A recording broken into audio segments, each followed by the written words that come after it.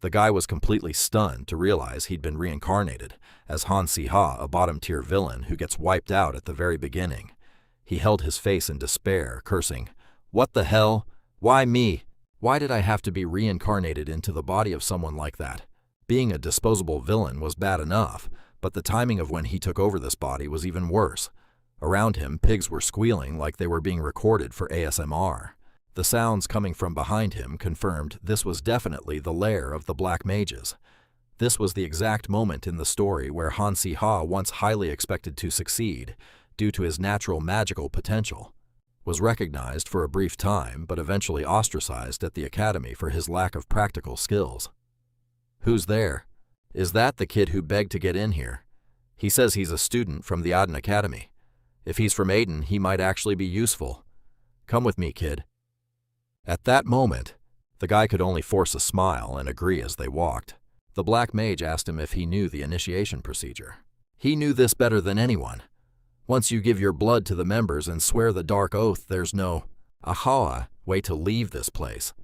How could he not know the Black Mage organization that Han Si-ha wanted to join was a hollow evil force that would be completely wiped out by the protagonist in the novel? If he stuck with the Black Mages, Han Si-ha would also be destroyed by the protagonist. So instead of going with this guy, he had to find a way to escape this death trap. Suddenly, the system began synchronizing the story with Han Si-ha's perspective.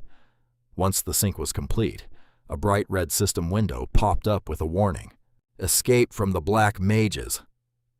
The guy jumped in fright, and the Black Mage, hearing the strange sound too, asked, "What was that noise?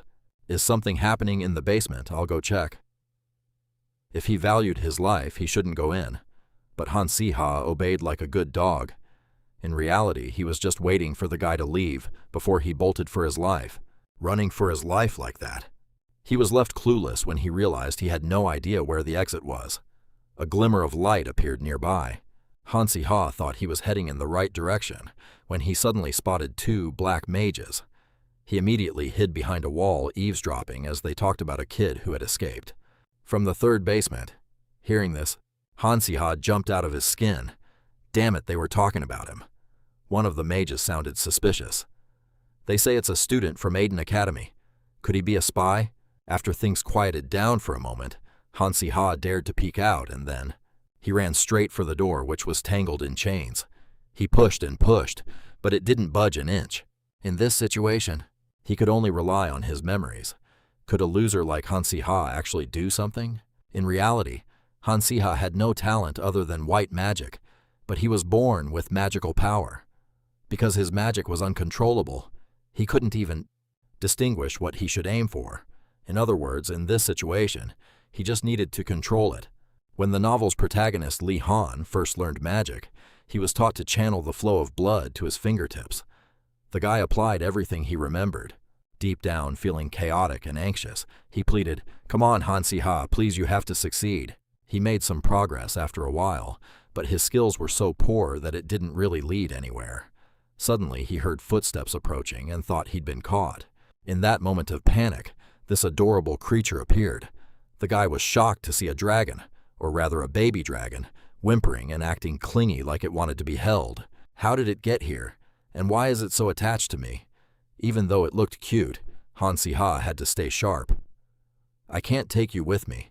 I'm having enough trouble taking care of myself." It seemed to understand his words.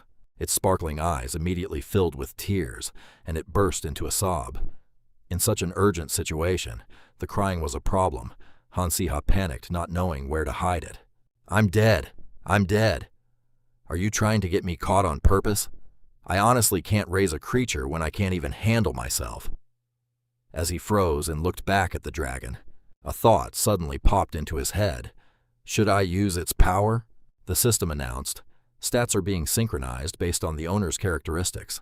Evolution power is increasing. Relationship level has increased. Taming ability has been unlocked. Do you want to tame the mysterious beast cub? The beast cub seems to like you.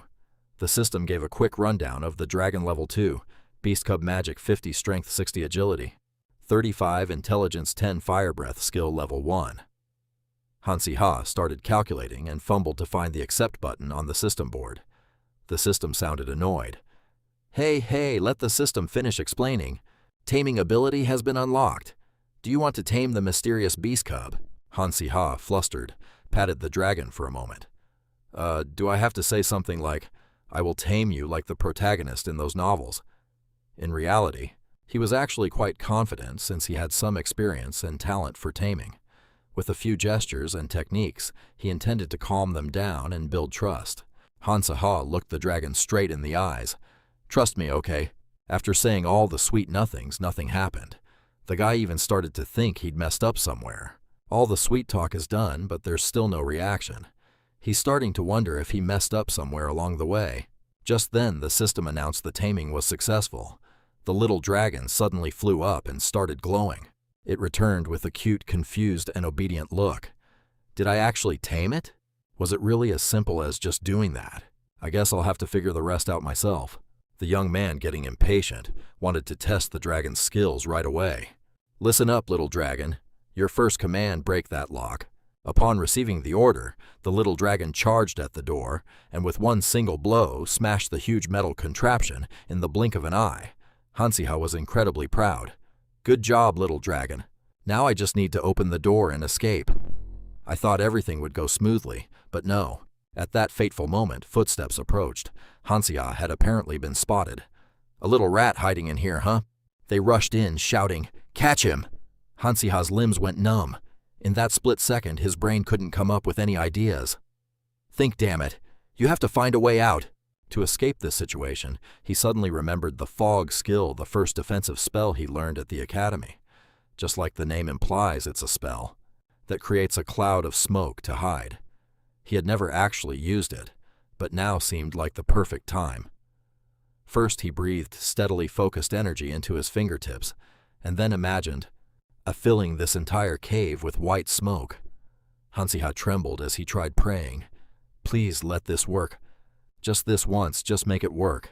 Even though he was currently Han-si-ha, he still cursed the original Han-si-ha he had reincarnated into. I'm the one cleaning up all the mess you caused, you brat. So please work. At that critical moment, the spell actually took effect. A misty cloud formed, and Han-si-ha finally had a chance to hide. The dark mages were furious. Damn it, the little punk is pulling cheap tricks again. Included above. He immediately tried to open the door with the little dragon to escape, but no matter how hard he pushed, it wouldn't budge. Right after that, he was yanked back by the dark magic. Did you really think you could escape that easily, Han-si-ha? He couldn't breathe, and in desperation he wondered, is this how the story is really supposed to end? The dark mage laughed sinisterly. If you surrender, at least I'll give you a quick death. Han-si-ha, collapsing, wanted to swear, damn it, you're not letting me live anyway. The smokescreen hindered his opponent, but in his memory he didn't have any way to break this dark magic. His only hope was the dragon.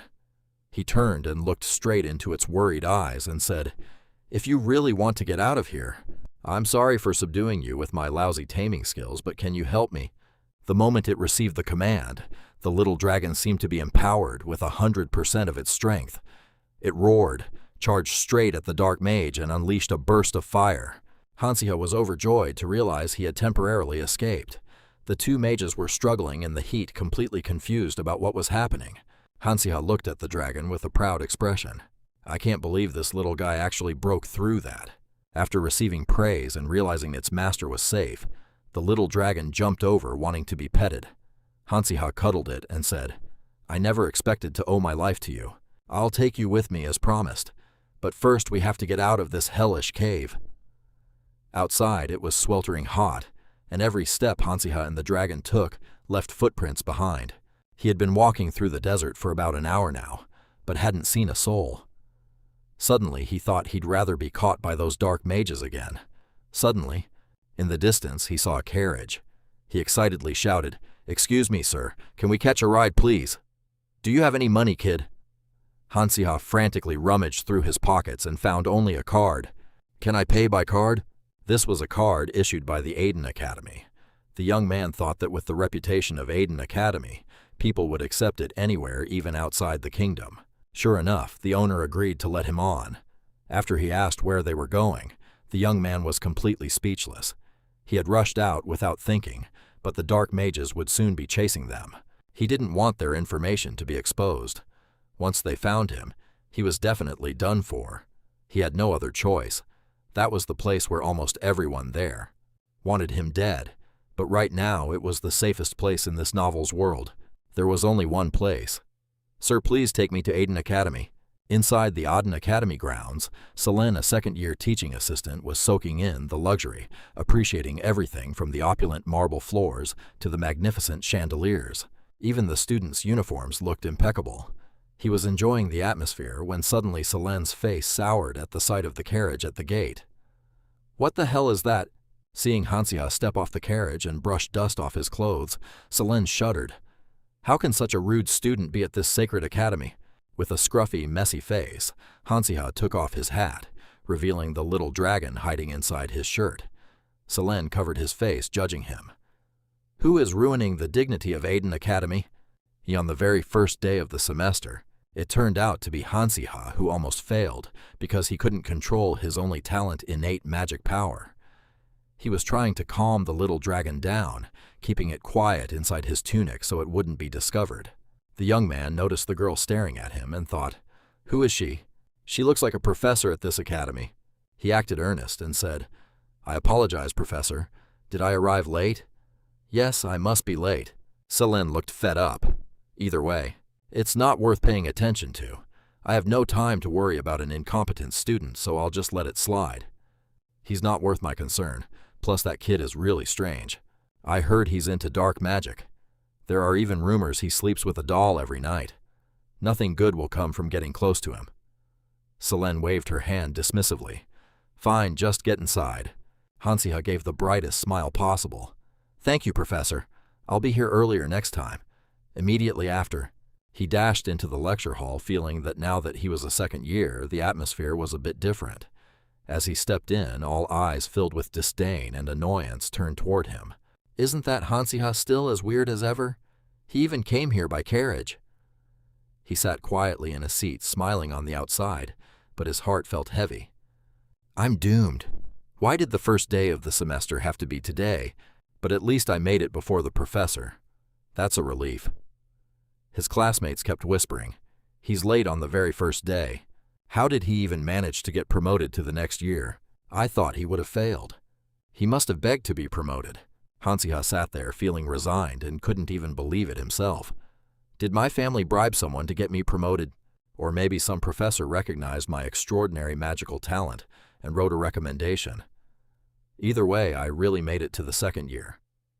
But now I have to find a way to survive in this dark fantasy novel. First, I'll divide my survival strategy into 2 goals. Goal number 1, just try to survive here quietly. The C-list villain Hansiha was both violent and incompetent. He ended up dead because he was buried alive by the main characters. Since the academy was closed at the time, the exact reason for his death remains unclear. If that's the case, I'm the unlucky guy with too many secrets because I don't know what crime the previous Hansiha committed to end up dead. So I will live quietly and carefully. I'd rather die from overwork than be buried alive. Goal number 2, I must graduate safely. Why, you ask? Because after all, I still need to make a living in this world. Even though I come from a wealthy family because of what Hansiha did in the novel, I've basically been disowned. Honestly, an Aiden Academy degree is like a reliable retirement plan. Graduates from Aiden are highly sought after everywhere. Instead of getting involved with the main characters and getting caught up in the war that caused my death in the original novel, I'd rather live as an ordinary student. I will prevent all on situations that could lead to Hansiha's death. While his determination was burning, the door opened and the professor walked in. It was Professor Green, the teacher in charge of the second-year students. According to Hansiha's memories, he realized this was the professor in charge of the second-year quality assessment from the magic department. Professor Green's test was so difficult that even the main character, Lee Han, struggled. Leaning on his cane, Professor Green looked very serious. The second-year students this year are quite talented. I've already spotted a few standout faces. Hansiha sat there, smiling awkwardly for no reason. Right, because the main characters are all in their second year. But this means the quality of students this year will be quite high. Either way, the conditions this year are all unfavorable for my survival here. This means Hansiha's position at the academy is being threatened. Aiden Academy accepts students from 14 to 19 years old. The course lasts 6 years and is also extremely famous for its rigorous curriculum. Because of that, the students' competitiveness has increased, and as a result, the academy is becoming more and more like a gladiator arena. Among the students, only 10% graduate with high marks. This makes Hansiha very stressed. How could I possibly compete with the main characters? In the original novel, Hansiha would get involved in dark magic and quickly enhance his power, but since I've decided to live humbly, that's basically impossible. While the young man was lost in thought, the teacher continued. Of course, there are many of you who have not yet met the standards. From now on, those who still lack the skills will not be allowed to attend this class. At this, he suddenly felt a jolt of anxiety. He realized the teacher was indeed looking at him. After tapping his cane firmly, Green announced, "I will now announce the testing schedule." Immediately, notification lines appeared in front of Hansiha.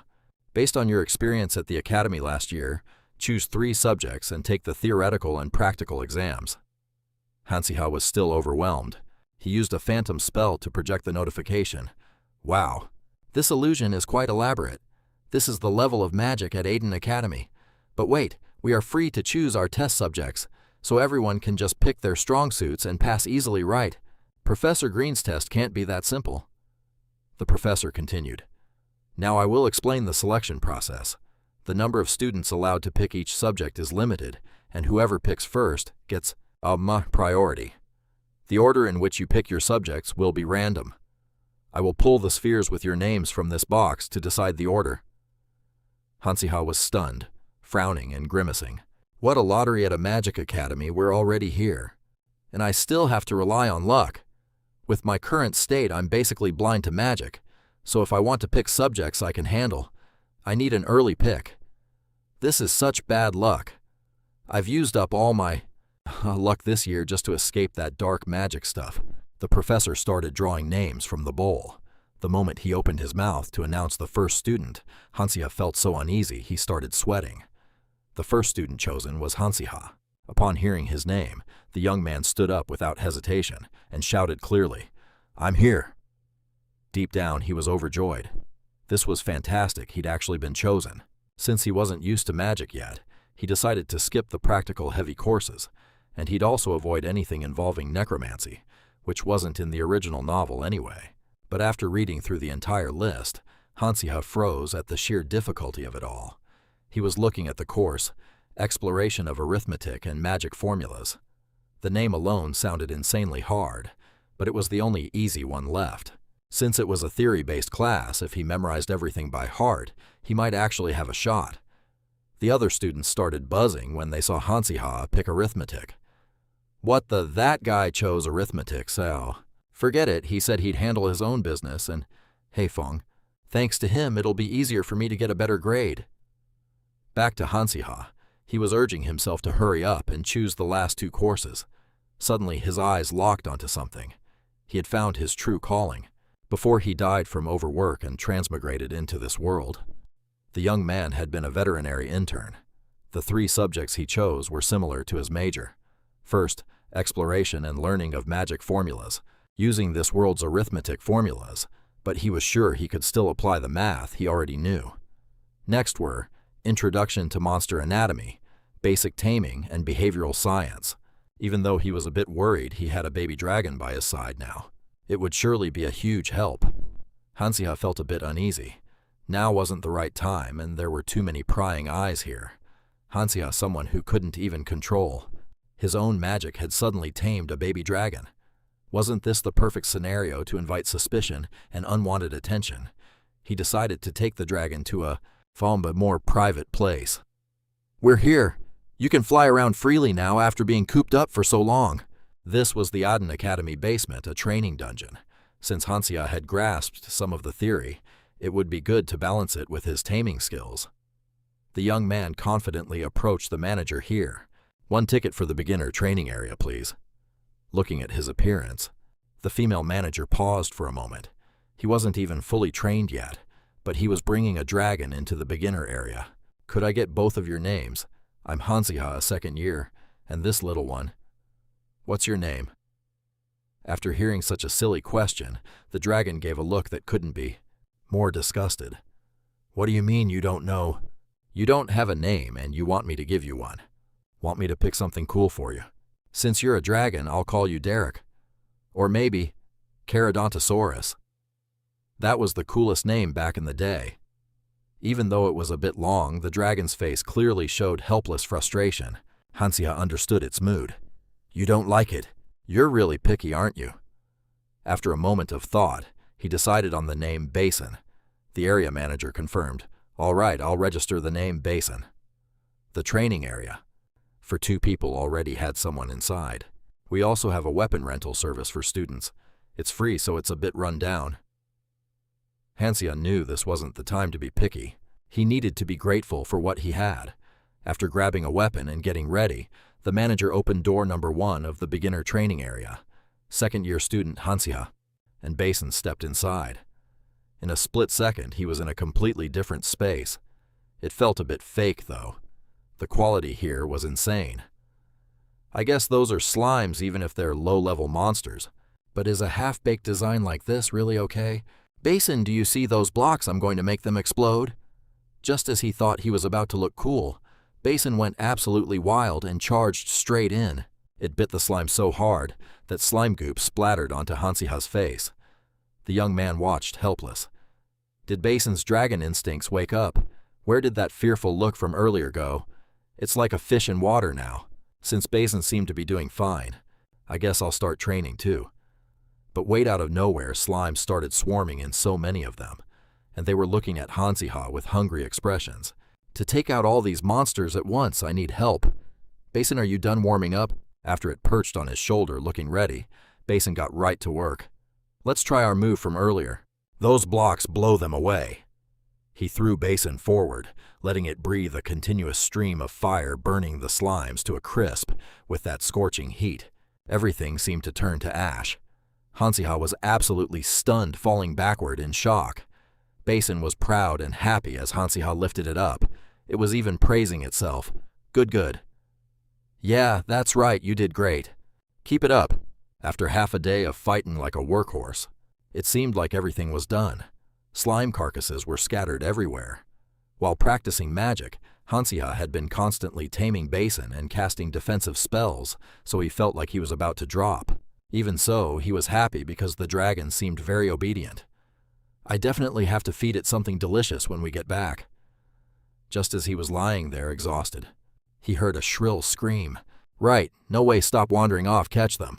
Curious and nosy, Hansiha peeked down to see what was going on.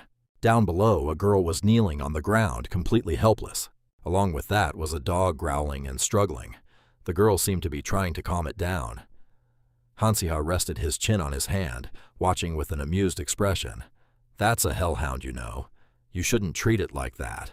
Unable to keep her cool, the girl shouted wildly, Sit down. Come back here. Where are you going, huh? After the dog ran off, she searched everywhere for it. With a face full of annoyance and frustration, she muttered, You dare run away. Just wait until I catch you.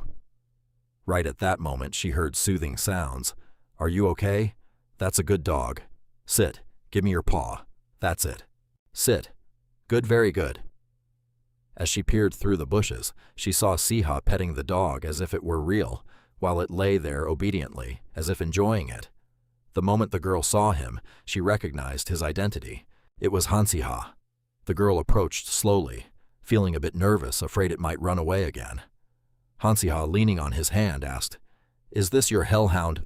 I've been watching you guys for a while, but this is not the way to tame a hellhound. Hearing this, the girl was stunned. You're too aggressive. When a tamer is tense, the beast gets agitated. Upon hearing these words, the girl was startled. What's going on? Is Hansiha giving me advice? This girl's name is Adele from the Aden Academy, the most prestigious environment in the kingdom. Adele is an earth mage who has never ranked below 3rd place. Even though she comes from a commoner background and faces many troubles, and despite her talent, few students can match her skills. However, because the entrance exam was decided by a lottery, she had to choose the subject she was weakest at, Basic Taming 101. Adele felt very unlucky. Right, I know my taming skills are weak, That's why I'm practicing here. But my opponent is Hansiha, a guy who hasn't even managed to tame a single salamander in his first year. There are even rumors that he's obsessed with dark magic. This morning I saw for myself how weak and gloomy he looked. But what is this situation now? He's hugging that dog so intimately and has it completely submissive. Adele lowered her guard and asked to learn, "How did you do that?" It's not agitated anymore. You can take it away now." After holding the hellhound in her arms, Adele hesitated and said thank you. Hansiha, curious, asked why she chose a hellhound, as it's quite difficult for a first-time tamer. The harder the monster to tame, the higher the points. Adele wanted to rank first in the basic taming course. Hansiha was strangely calm, which left the girl feeling shocked. "What the hell, I thought you liked mud baths or something. How could Hansiha always be like this? He talks to me so normally, even though he's a noble and I'm a commoner." The monster next to him, no way. It's a dragon hatchling, a sophomore who has already tamed a dragon and keeps it by his side. The Hansiha I used to know feels like a completely different person. Such a bright, kind smile. In the end, Adele went along with Hansiha, without overthinking it. She thought it was a good thing and that she would get more tips on taming the hellhound. "You were here just now, right? I almost wiped them out. But they respawned immediately. This is a training area after all." "Why, get out of the way, I'll take care of them in one hit." The moment Adele drew her sword, the slimes got angry and charged. After a few powerful slashes, a whole row of slimes vanished, buried in layers of soil. Hansiha watched with interest. "That's a tough method. You seem to like burying things alive, don't you?" Adele smiled on the outside, but felt annoyed on the inside. "Should I bury myself along with them too?" Suddenly, a series of slimes flew into the air, creating messy puddles of slime. They attacked from right behind, catching Adele off guard. Hansiha, standing right behind her, slashed them away. He essentially saved Adele. Hansiha innocently warned, "Watch out behind you." "I know that really well, that's a relief at least." Adele talked tough, but in reality she didn't even notice a monster approaching from behind. The accuracy of the archery magic Hansiha just performed was not something a beginner could do. The girl saw him in a completely different light, coupled with a curiosity to discover more about Hansiha.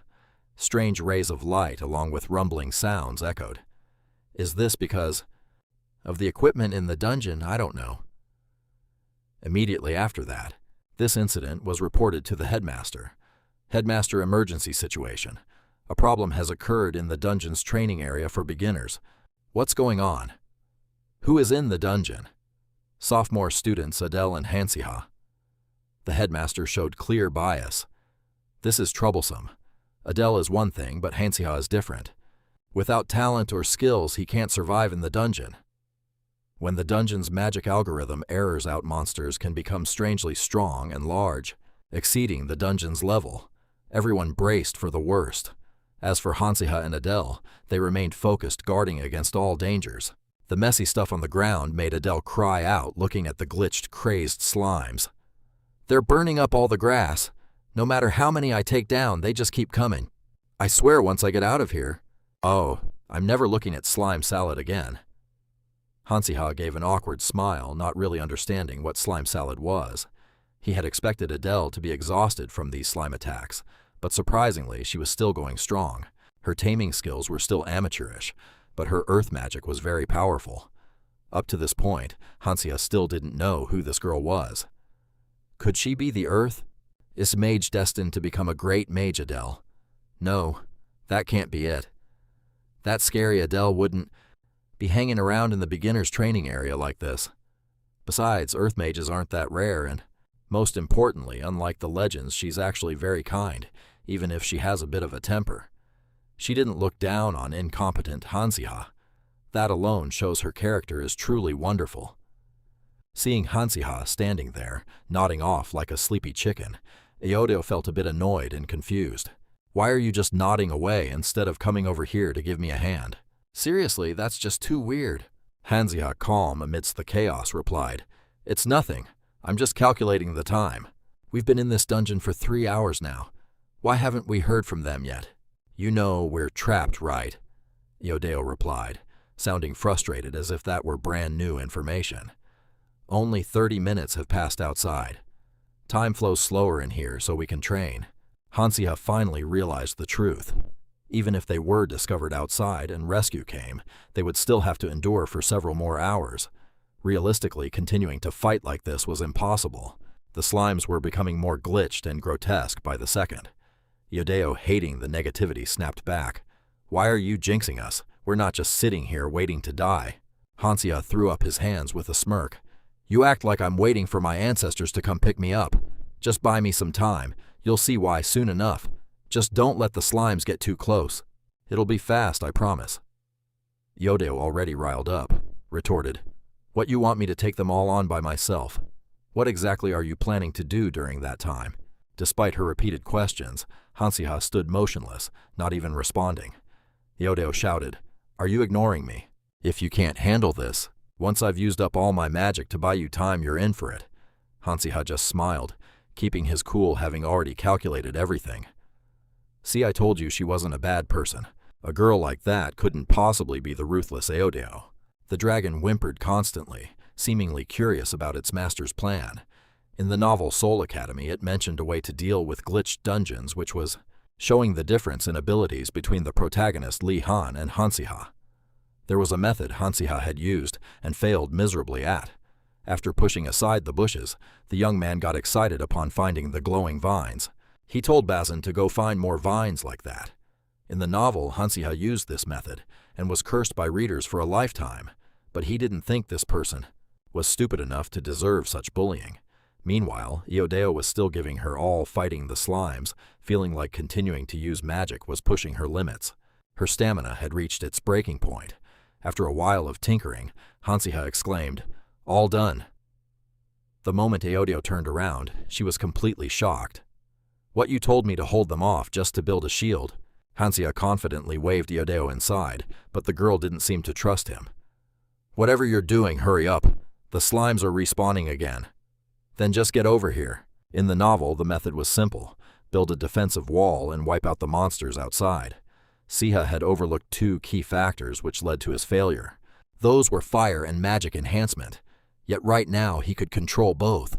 The young man immediately got to work, creating a bow and arrows out of magic, surprisingly succeeding brilliantly.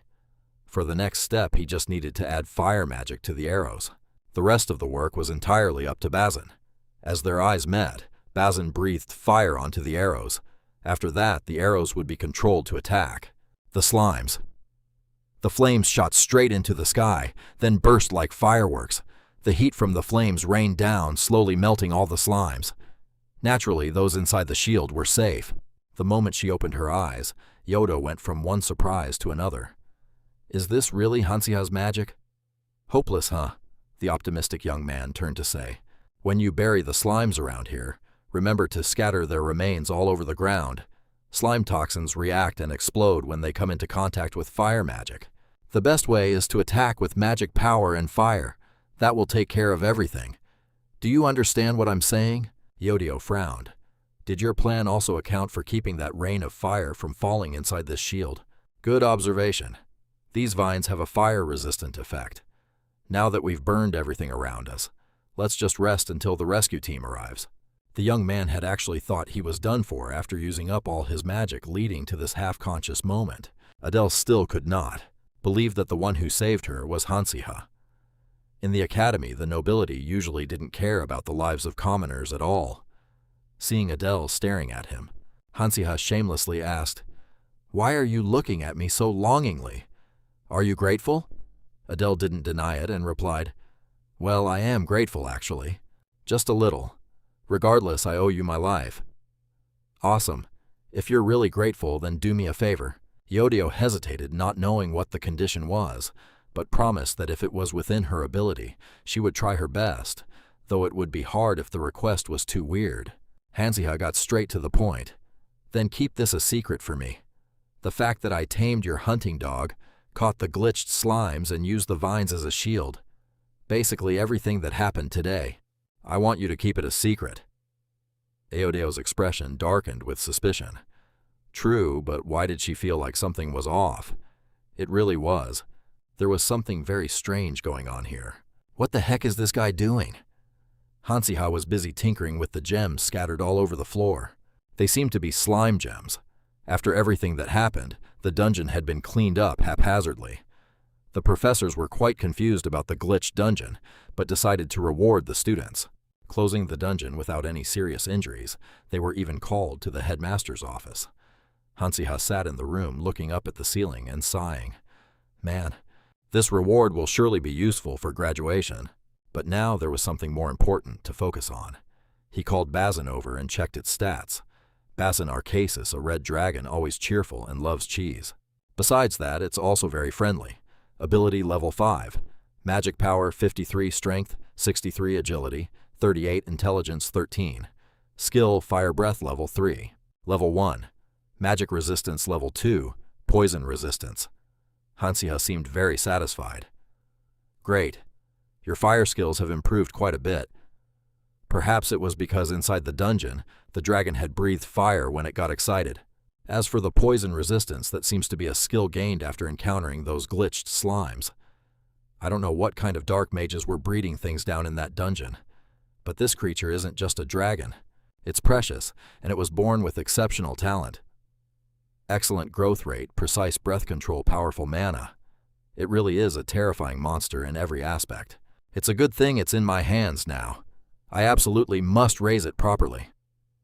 He smiled and said to Basin, "You worked really hard to get that, didn't you? Do you even know what this is? This is a slime gem." The young man laughed while thinking to himself, "That short-haired girl treats it like trash. But this overpowered item wasn't even revealed in the first part of the novel." Hansiha was coaxing Basin to taste it once, but the dragon's face looked terrified. "What's wrong? It's delicious, really. Just try a bite. Eating 1 or 2 won't hurt. It's really good." Though his mouth was coaxing, Hansiha had sworn to himself that he probably wouldn't want to taste it, even if he died. Although the dragon wasn't happy, because it obeyed its master, Basin still decided to close its eyes and eat. Right after the gem melted in its mouth, it went stiff, as if struck by lightning. Afterward, it ran to a spot and kept vomiting. Hansiha knew it must have tasted absolutely terrible, but regardless, thanks to it, Basin's stats had changed. Seeing the dragon's face twisted in such annoyance, it looked like it was about to go crazy, as if it had just been pranked. Currently, Basin's mana had increased, and it gained a fire-breathing skill. Magic and poison resistance were also leveled up. The slime gem is an item that enhances the stats of the one who eats it, focusing on the innate abilities of the slime itself. Even though there was only 1 gem, it boosted the mana stat, which usually takes a long time to grow. It seems the creature itself has realized this change. That's why, even though it was terrified to the point of nausea, it was still determined to dive into the bag and eat the rest of the slime gems like crazy. The instinct to become stronger had overcome its taste buds. In Hansiha's ears were the pleasing ding-ding sounds. Those were the notifications that stats had increased. At this point, they sounded as pleasant as the banking notification when a paycheck hits. Just as he was sitting peacefully, someone knocked on the door. It turned out to be Adele, who rushed over. "Hansiha, so you're here." The young man's face was filled with utter confusion. "What is this?" Was that the short-haired girl? Did she come because she was also called to the headmaster's office to receive a reward? The short-haired girl explained, "Do you really not care? You let me take all the credit. Because I heard them say that I dealt with those glitched slimes all by myself, I'll be getting more rewards." "You heard that right?" Hansiha scratched his head, feeling very relaxed. "I don't really care. Oh, I was wondering why you came here at this hour." "Forget it, it's fine. Can you keep your voice down? My ears are hurting. To you, staying alive should be much more important than those rewards." A normal student of the Adele Academy had taken down a glitched dungeon, and it was Siha, someone who was always on the verge of failing. If this news reached everyone, wouldn't it be too sensational? There would be all sorts of rumors that you used dark magic or cursed items. You absolutely don't want yourself to get famous this way. Adele still didn't understand the issue and spoke up. "If you find me pitiful, just keep it to yourself. I don't want to get ahead by stealing someone else's credit just because I'm not clean." Hansiha was confused and explained, "What do you mean, pitiful?" "Good grief, I don't even know who you are." Once the girl finished speaking, Adele jumped up as if she had heard shocking news. "What? You don't know who I am. How could you not know who I am? Seriously, you aren't lying. With an innocent face that was guilty of nothing, Hansiha replied flatly, am I supposed to know you? So what's your name anyway? Adele Stavia. Hansiha was speechless, as if struck by lightning. The young man couldn't keep his mouth shut. So it really is you, Adele. At that moment, Hansiha had a whole world of thoughts. If it's Adele, the only mage from a commoner background who consistently stays in the top 3 of the academy, the protagonist who buried Siha alive without mercy in the novel, she is the one who will make me disappear in the future. Seeing Hansiha stunned and silent, Adele looked smug. How about that? Are you starting to figure out who I am? In Hansiha's memory, the nonsense he had just spouted would probably be the dirt piled onto his grave. The young man was sinking into a moment of awakening his conscience. What the? Why did everything end up like this? What did I do? Why did I suddenly accelerate my path to the grave? Adele, standing behind him, continued to speak. No, just pitiful is enough. By the way, do you even look in a mirror? Hansiha was still in his blanked-out mode. Adele pulled him in front of a mirror. Look at yourself. It's unimaginable that someone would go to the headmaster's office for a reward looking like this. After looking at his soot-covered face and disheveled, dirty clothes, the young man couldn't believe his eyes. Who is that guy? Why do I look so ragged and filthy? He said it was gloomy in the literal sense, like this people wouldn't avoid him out of fear, but just because he looked too dirty. At that moment of reflecting on himself, he had a plan to change this appearance. First, take care of this hair. The next day at the academy classroom, everyone whispered and gossiped when they saw an unfamiliar figure walk in. Who is that? I don't think I've ever seen him. A second-year student with that hair color. Could it be Hansiha? No way. That face. There's no way that's that gloomy Hansiha. Can't you tell it really is him? That's Hansiha, all right. I have to admit he's changed dramatically, like a completely different person. He's walking to his usual seat with full confidence, acting all high and mighty, probably because he's already heard everyone around him gossiping and praising him. Suddenly, a red-headed guy walks up to him. I can't tell if he's being sarcastic or serious. Are you really Hansiha? Seriously? Did you get plastic surgery? Tell me where you've got to share the good stuff. One look and Hansiha recognizes this red-headed guy. He's a commoner who's always felt inferior because of his lackluster background and talent. He used to treat Hansiha like a pathetic servant just to satisfy his own superiority complex. Grig keeps that same aggressive attitude. What's the matter? You embarrassed?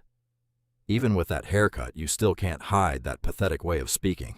Hansiha goes through a moment of struggle should he just let the guy ramble or stand up for himself. In the silence, Grig continues to provoke him. What is this? What is going on? Acting all cool.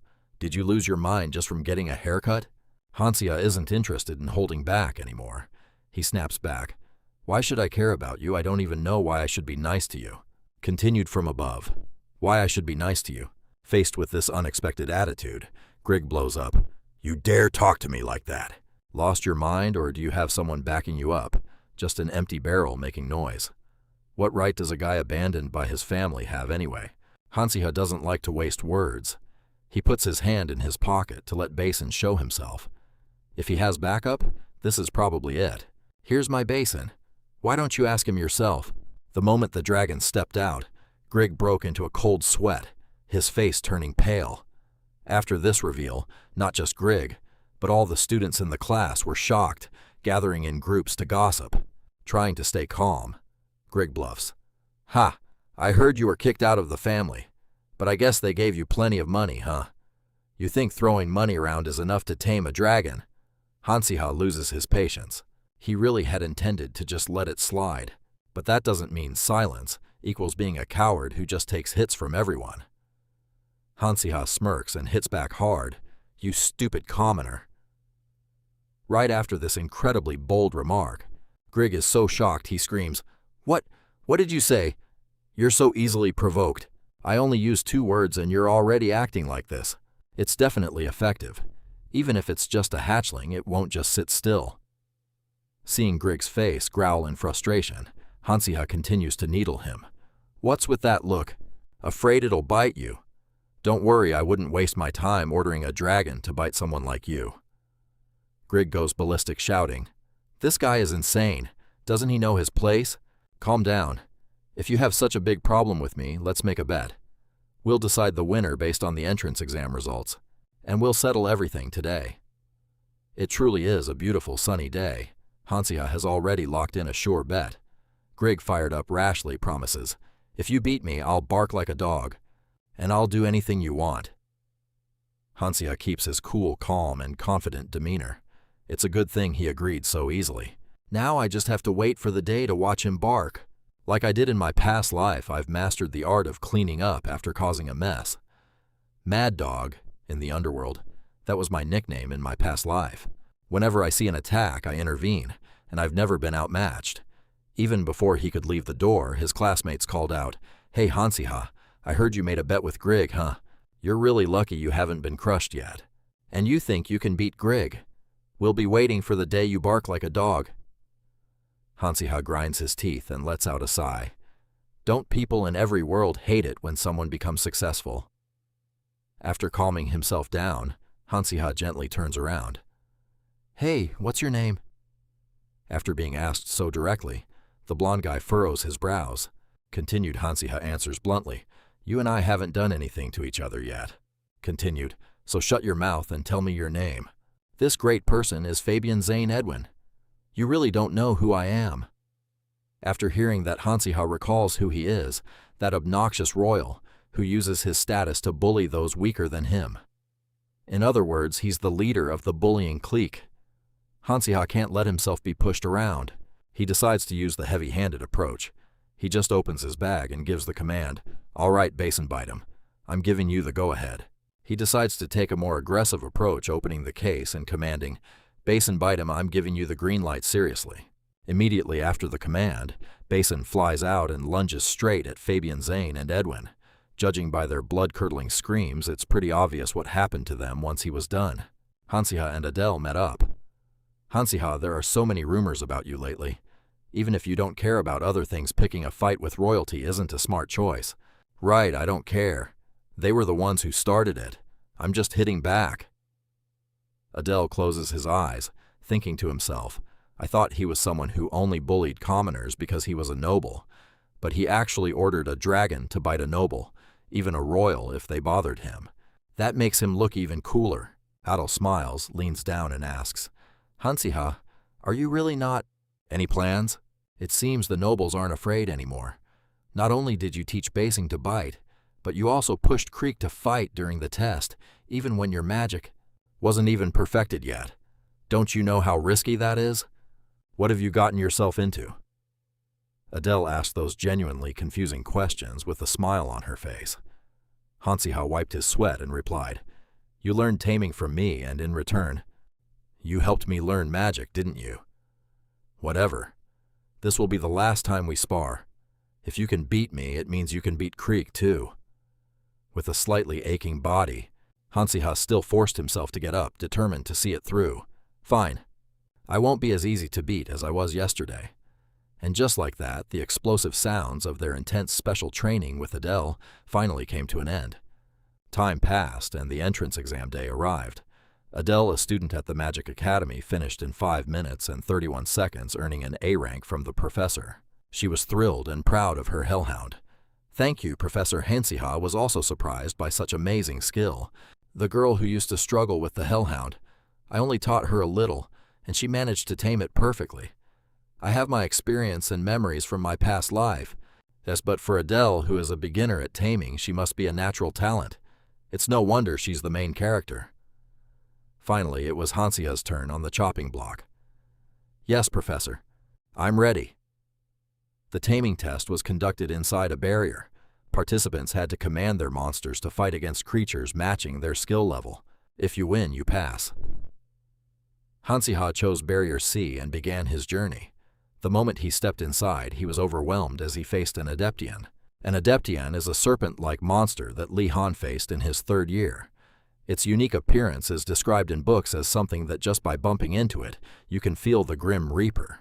Although terrified, Hansiha still tried to reassure Basing. Basing, don't be afraid.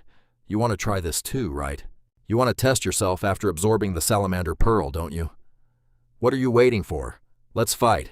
Even though he was panicked, Basing still had to obey his master and get to work. Following Hansiha's orders, the first step was to close in. Usually a snake's weakness is its eyes.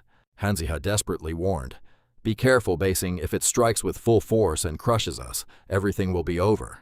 While I distract it with magic, you move into its blind spot and destroy its eyes."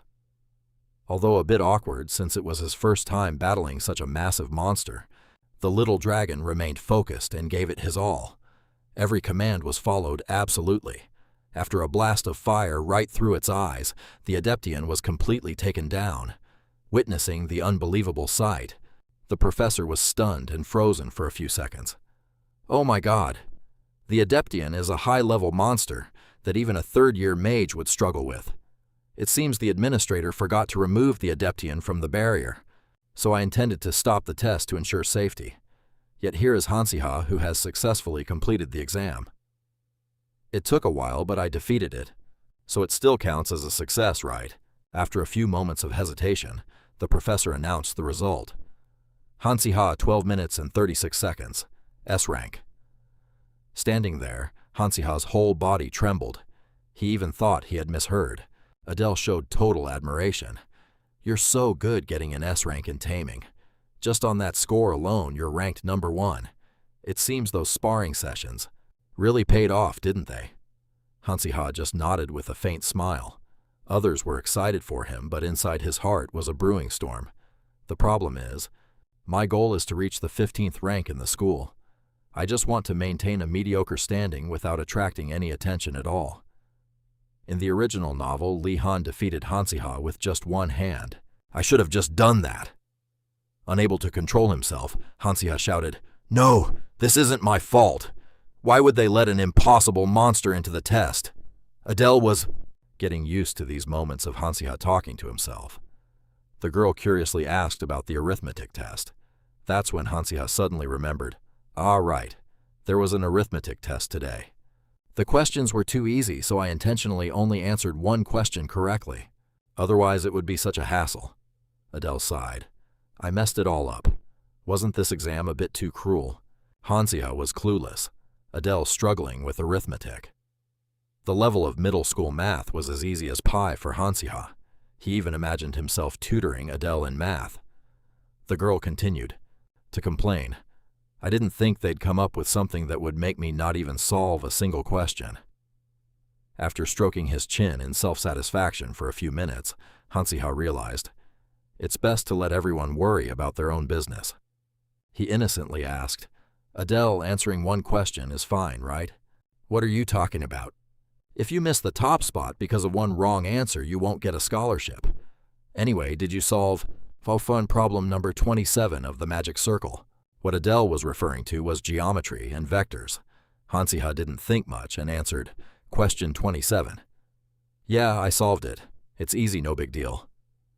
After that seemingly simple answer, Adele went blank. What's wrong? Did I say something wrong? No, it's just, did you really solve question 27? That was the only one I couldn't solve. The guy panicked. He had just made an unforeseen move. This is a total pain. What do I do now? I accidentally solved it. I planned to keep a low profile, but I've ended up in a tight spot. Immediately, the news that there was only one person in the entire school who answered. Question 27 correctly reached Professor Dybert. Is that so? A student shouldn't be able to guess that.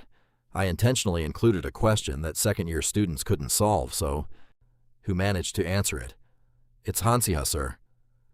When grading, it seems that besides question 27, all the other answers were intentionally marked wrong. This is typical academy behavior. Every student is clearly just showing off their skills by answering only the hardest question. Mentioning this name, the professor was deeply impressed. Hansiha, huh? Is he also the star student from the recent beast taming exam? Maybe he's a guy who actually thinks about his future. The day after the rankings for the second-year entrance exam were posted on the bulletin board. Hansiha was buzzing with excitement, eagerly checking the results of his bet. Let's see. Creek's rank is 32nd as usual. And mine. What the no way? 11th place. When I specifically tried to get the answers wrong, Creek was trembling, glancing over at Hansiha. As soon as he saw him, Hansiha walked right up. "Hey, get over here!" He beckoned him with a single finger, no different than calling a dog. News that Hansiha won the bet against Creek had already spread to the other students. "That jerk Creek is toast for sure. He's always bragging by picking on easy targets, but I knew this day would come sooner or later. Standing in front of Hansiha, he no longer had that arrogant, puffed-up attitude. "Hey, you commoner, what's 1 plus 10? Creek was about to stammer out an answer, something like 2, when Hansiha flicked him on the forehead. "It's 11, get it? You rank 32. Hansiha didn't actually want to make things hard for him, just teach him a lesson, but it seemed it hadn't really sunk in yet. He was still as easily provoked as ever. Even though you don't really like him, he's always looking for trouble with you, and Hansiha isn't some kind of sicko who wants to watch people bark like dogs. So you decided to put this situation to good use." Hansiha walked over and flicked Creek hard on the head.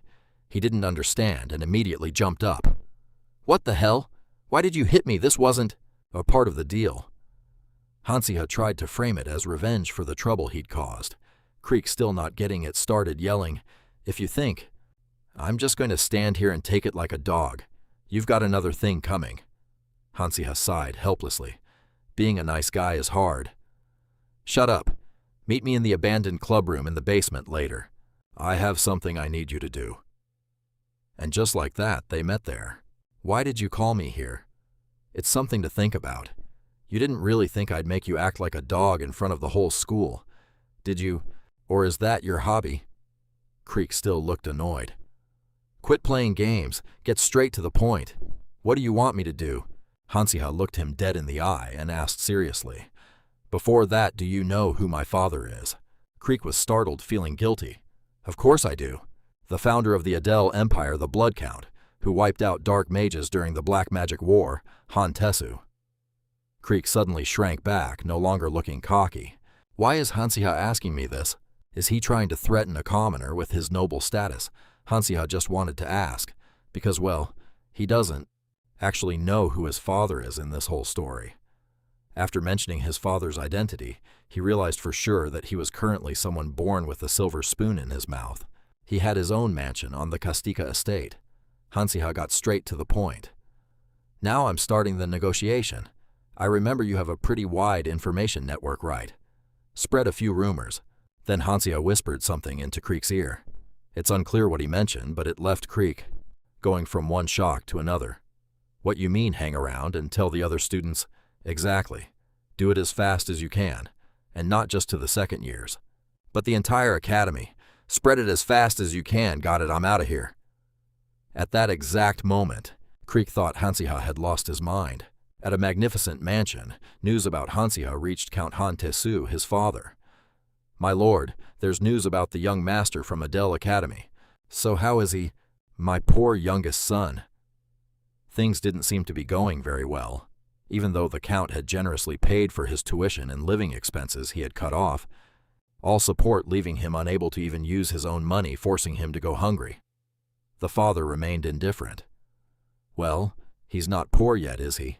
Such hardship is necessary for him to come to his senses. If he dares to speak blasphemy about dark magic in front of me again, I won't hesitate to eliminate him, even if he is my own son." The butler hesitated, stammering. "It seems he has changed. He achieved unexpectedly good grades in the advancement exam, sir." "He wasn't at the bottom of the list, then?" "No, sir.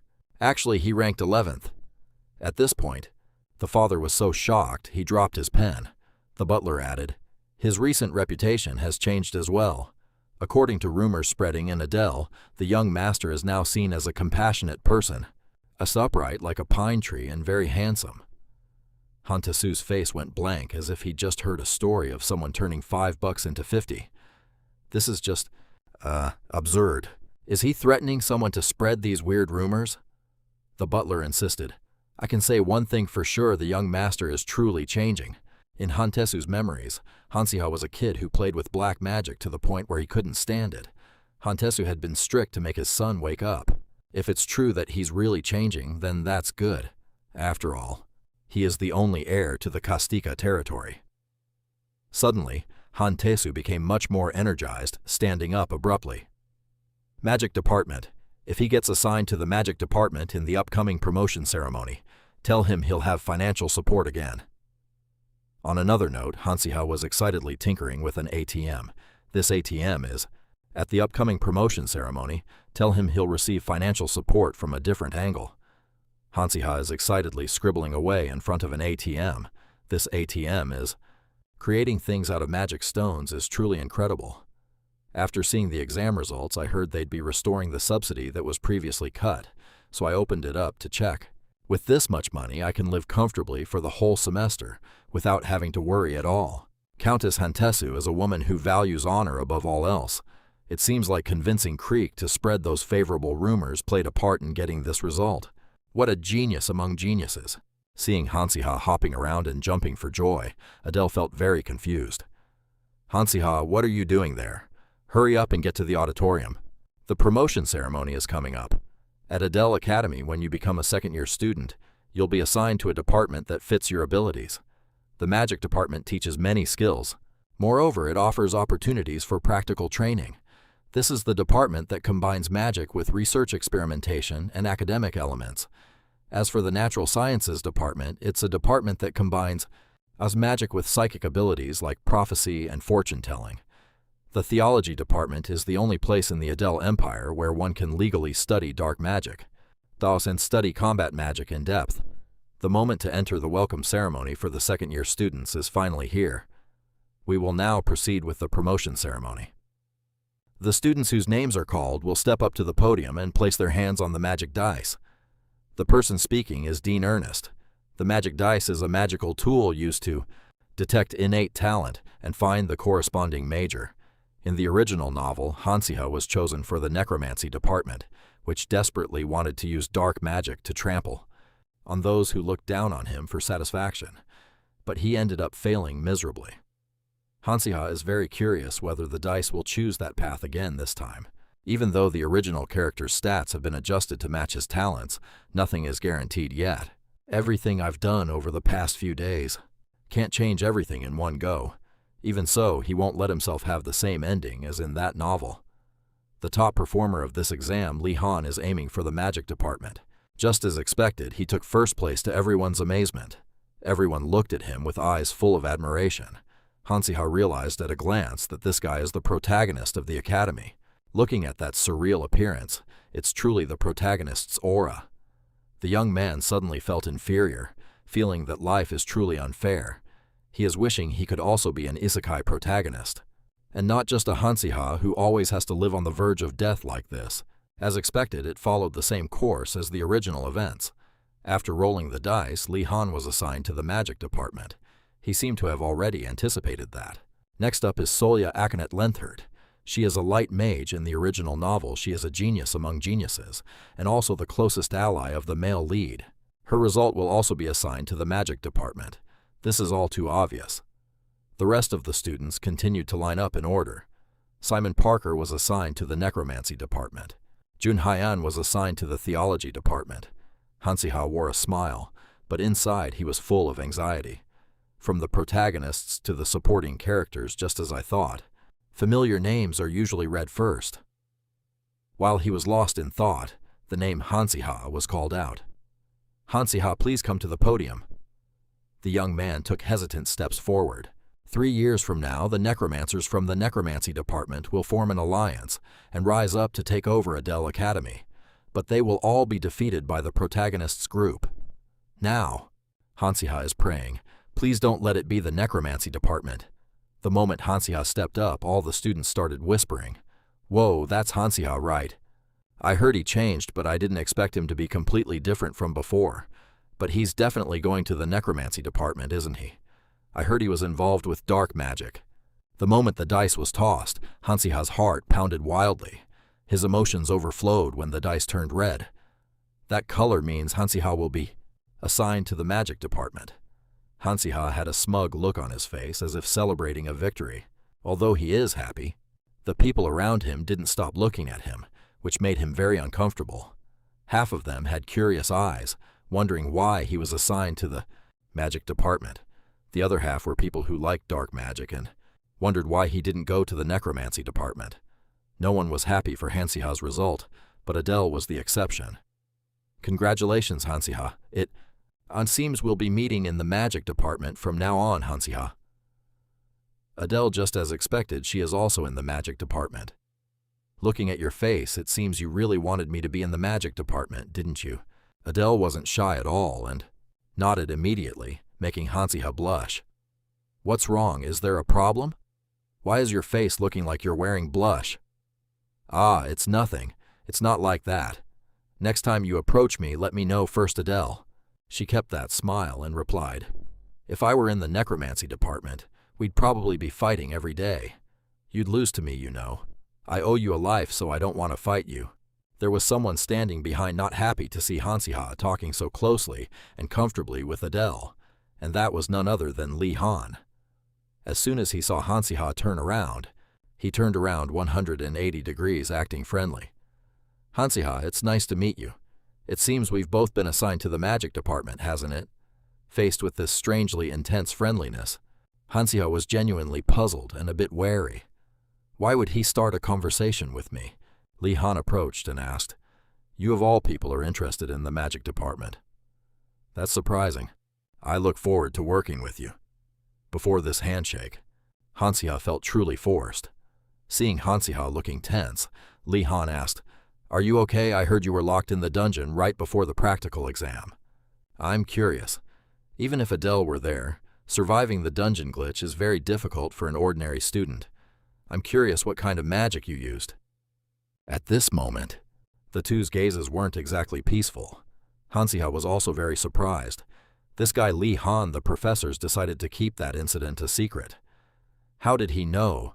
Li Han is so cautious that it's impossible to tell what he's thinking. He's sharp and possesses the straightforward personality typical of a web novel protagonist, in other words. He believes that all evil must be eradicated.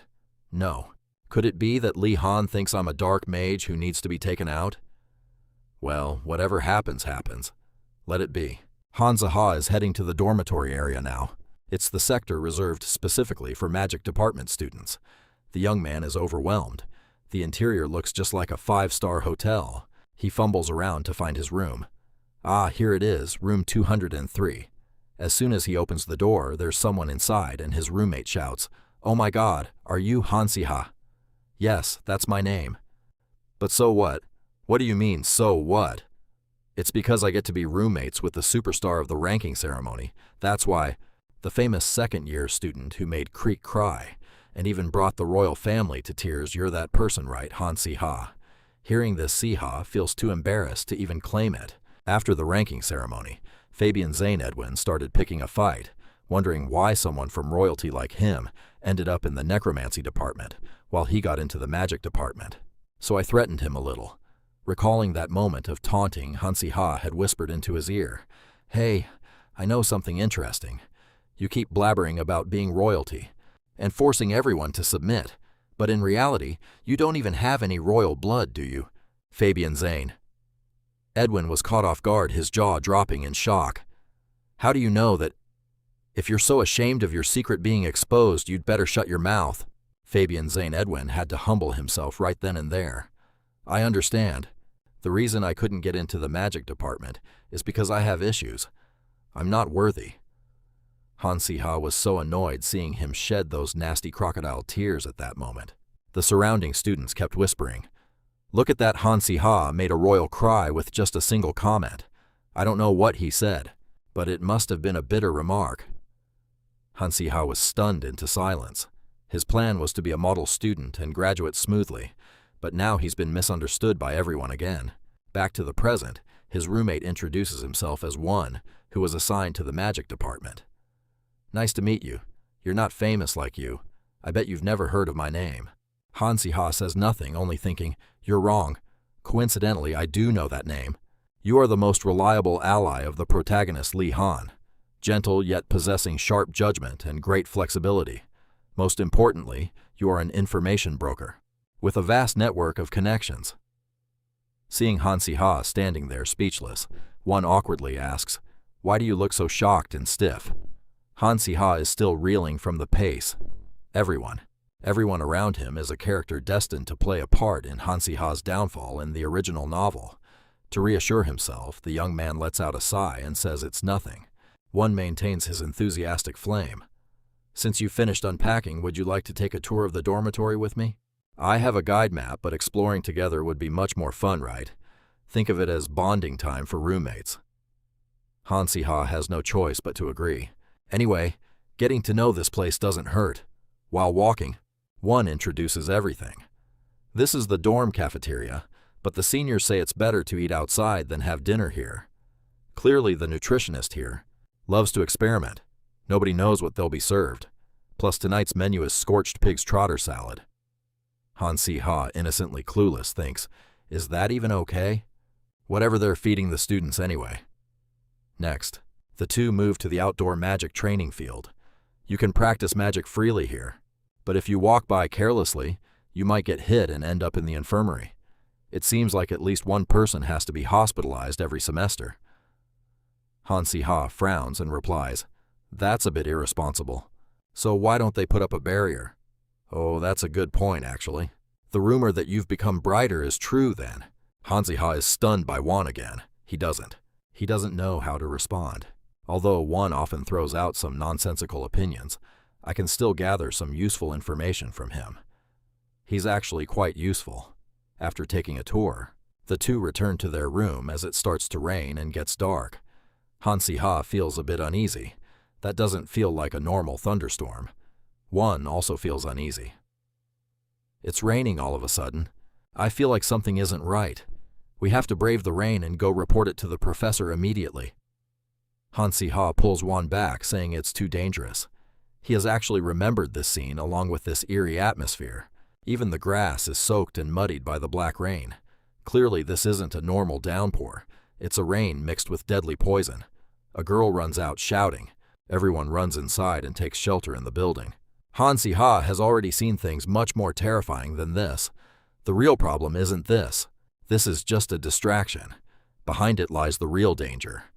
Suddenly, someone runs over in a panic reporting that students are missing. It's Odell from the magic department and Solya Akunin. They have vanished without a trace.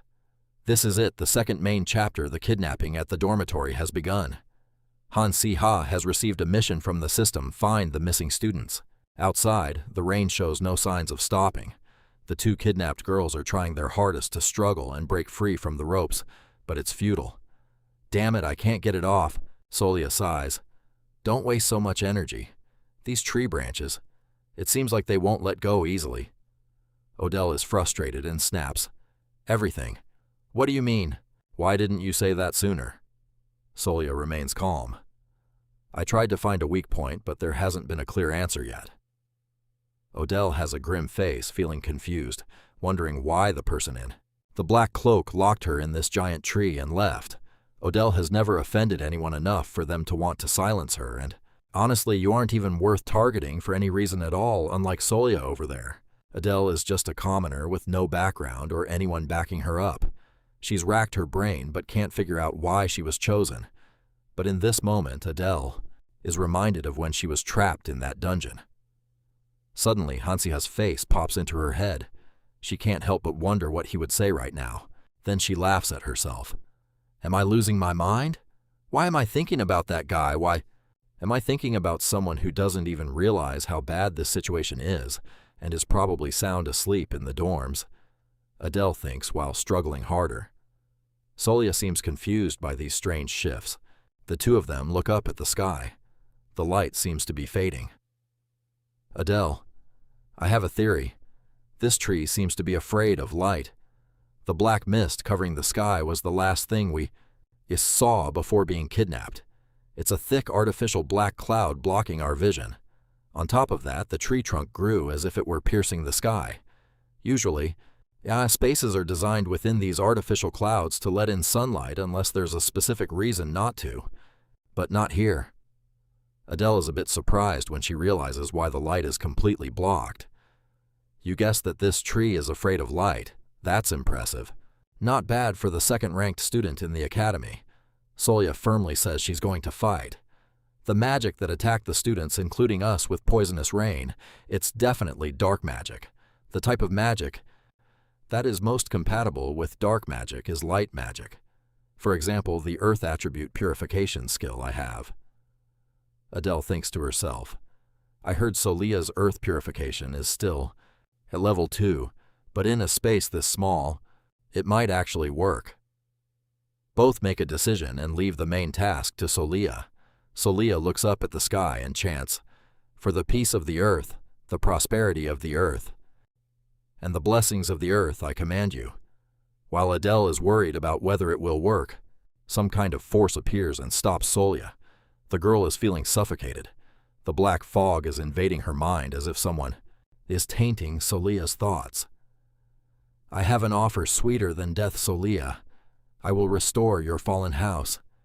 You have suffered so much. You suddenly entered the academy after losing everything in the blink of an eye. You've stubbornly held on until now, but you're near your limit, aren't you? I have the power to easily restore your house. Isn't this an appealing offer? Upon hearing these voices in her mind, Solia is so moved, she freezes. My house? Outside, Adele calls out loudly to snap Solia out of it. Are you crazy? Snap out of it. Why are you doing this? Solia, you bastard, do you think I'm easy to deal with? Fine. I'll make you an offer right now. Adele has a plan. If the focus shifts to her, maybe Solia can come to her senses. What's happening is likely mental magic eroding the opponent's desire. That means if they can hold firm, through sheer willpower, they can definitely overcome it. That force keeps playing games. Take a look. What is your desire? Adele screams. Stop it, you trash. I don't have any interest in hearing an offer from a piece of rotten tree bark. Adele still silently prays for Solia to wake up. If she can stall for a bit more time, the spellcasting, I will be more perfect. Adele continues to provoke it. By the way, your real body has to exist somewhere, right? Are you planning to just keep hiding and talking to me like this? Stop hiding in that tree trunk and come out here and talk. Who knows? Maybe you're just bluffing. Right after that, a stream of magic fires straight at Adele. She can't dodge it. Now she can only pray, please someone come help me. Just then, a bright light flashes by. It was light magic. Adele wonders, is it Solia? No. That's impossible. Solia hasn't overcome the brainwashing yet. So who could it be? Hansiha is rushing over, helping Solia up. Are you okay? The appearance of Hansiha takes Adele completely by surprise. While supporting her, the young man arrogantly says, Thanks for the hint. It is weak to light, isn't it? The effect is pretty clear. Hansiha asks, How did you find this place? What was that powerful light just now? At a time like this, Hansiha still has time to joke around with someone about to kick the bucket, and you're still talking so much, huh? As for the light, that light magic is what you call basic magic. I just used a magic magnifying lens from my bag to amplify it. How are you? Are you okay? Adele is still hesitating and stammering. Of course. Who do you think I am? I'm not just okay, I'm doing damn fine. Hansiha starts drawing his sword. Then, great. Now let's go and fight. The thing Hansiha just handed Adele is the practice sword she used to use. I think you're dying to fight. Now show me that aptitude of yours. Adele's face crumbles.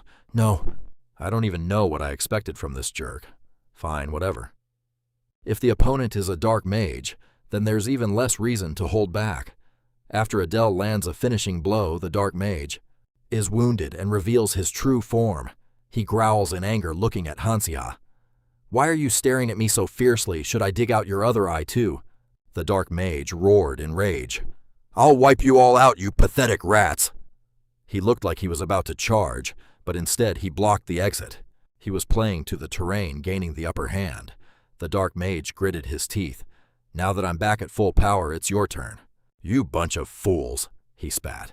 He then used magic to infiltrate Hansiha's mind, the mind of a talentless, useless kid abandoned by his own family, a failure who couldn't even graduate. Don't look back. You're better suited for dark magic. Hansiha held on to his composure, distinguishing the whispers in his brain.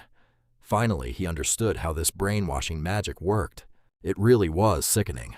A sudden glitch caused the dark mage to freeze up. What is the meaning of this? Hansiha calmly brushed off his clothes. Looks like you're trying to provoke me by absorbing the memories of the foolish Hansiha from the original story. Too bad those tricks don't work on me anymore. The dark mage freaked out, jumping back. Why isn't the brainwashing magic working? The conditions were all met. Hansiha took the opportunity to mock him. Oh, it's simple. You're just weak and I'm stronger, isn't that right? The mage was so furious he just started cursing. He had merged with the tree, and if Hansiha's memory was correct, the original tree was freakishly huge. That's an ancient lattice tree. It's a hybrid breed created by dark mages modified to be extremely compatible with brainwashing magic. It amplifies mental power, but the solution is simple. Mental monsters rely too much on their abilities, so they usually have poor physical defenses. Hansiha turned to Adele and asked, Adele, this tree is weak to light, right? The girl, still busy fighting, shouted back, Yeah, why? Oh, did you know trees are usually weak to fire elements too? Right after that, he sent Bazin into action. Go! Bazin darted forward. Looking at the dark mage's panicked face, it seemed he had been completely outplayed. No, how dare you! After taking a massive blast of fire, Hansiha was also thrown back by the magical force slamming into the tree trunk. Looking down, he saw Bazin was already crying. Luckily, he'd been holding it in his palm, which softened the impact. This wasn't the time to be distracted. It was too fast, too dangerous. Since when had the branches gotten so close to him? While the young man was panicking, trying to figure out a move, Adele stepped in to take the hit for him. She turned back proudly. You owe me one for this, you hear? The young man's face went pale, thinking he was done for. Adele said firmly, Hey, Hansiha, I'm doing my best to get rid of these branches. And you and Bazin have done great, but we need one finishing blow to take it down completely. It seemed Solia had regained her senses, but they were still just students. We haven't graduated yet, and our opponent is a powerful dark mage. This is a crazy situation that we shouldn't be able to win. But if it's you, I think you can handle this mess. Am I wrong? Their eyes met, and Hansiha smiled. Not at all. Immediately after, black clouds gathered and it began to pour. The dark mage was stunned. What is that, rain? You created fire, then caused rain. A magic glitch. Looks like you're pulling some kind of trick. Trash will always be trash. Once the light fades, this place will return to being my domain. The vines coiled tightly around Hansiha's legs once more. The mage was smug. Gotcha. Now you're finished for sure. Hansiha smirked. Can't believe you actually fell for it. The mage was still clueless. Are you so scared of me that you've gone insane? Hansiha didn't like to talk much. He immediately slammed his weapon into the ground. Lightning instantly surged and flared, followed by a massive electric shock that stiffened the dark mage's body. After taking that much voltage, he still wasn't dead. No way. How can low-level magic contain that much power? I can't believe it. The brainwashing magic should have worked. Everything is ruined because you messed up my plan. Hansiha sighed, completely bored. Typical villain dialogue. The mage instantly moved to a different spot at high speed.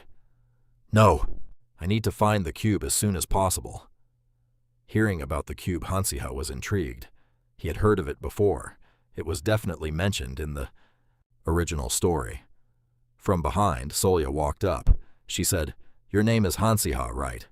The strategy you just suggested was incredibly impressive. Don't we have a few things to discuss? I've heard a lot about you. Solia, thanks for just now. The girl suddenly turned shy. No, I'm the one who should be grateful. You suggested using the rain to put out the fire inside and reduce the risk of it spreading. Plus you boosted the basic lightning magic. Even then, you see, if you hadn't cast that light protection spell on me, I would have been fried by the electricity. While Solia was being shy, Hansiha assessed her. To be able to deduce and deploy such destructive magic in such a short time, it seemed she already knew everything about casting light magic.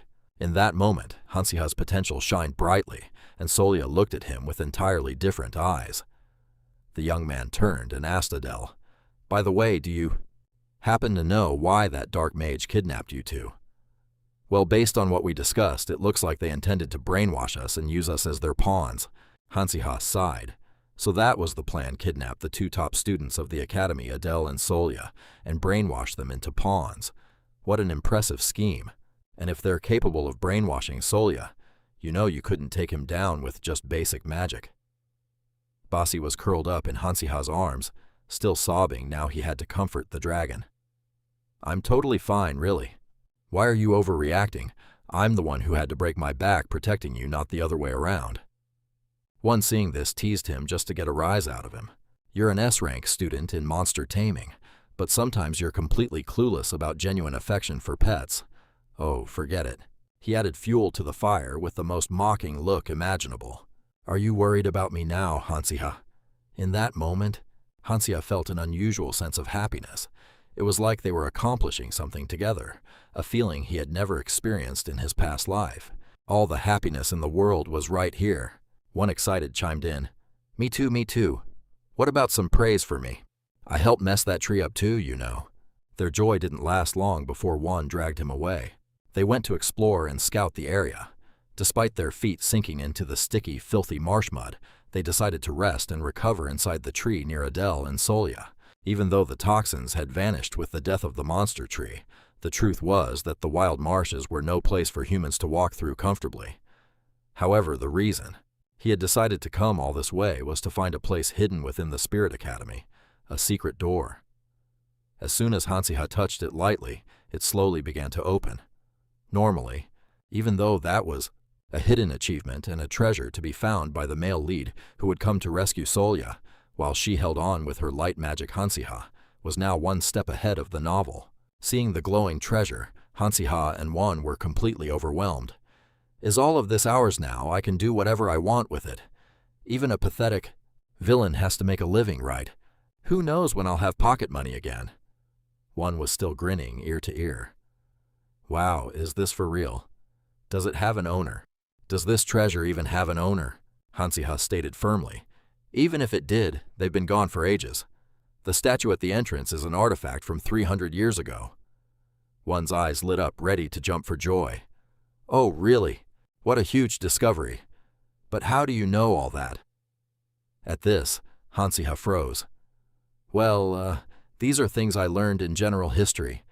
The tribes that worshipped Sabaros around here built those statues. Don't you remember? One looked blank, understanding nothing. Anyway, at this point, he ignored everything else and looked down at Basi. It seemed to be enjoying itself just as much as the humans. It was even hugging the gold quite passionately. Basi, do you have a thing for money?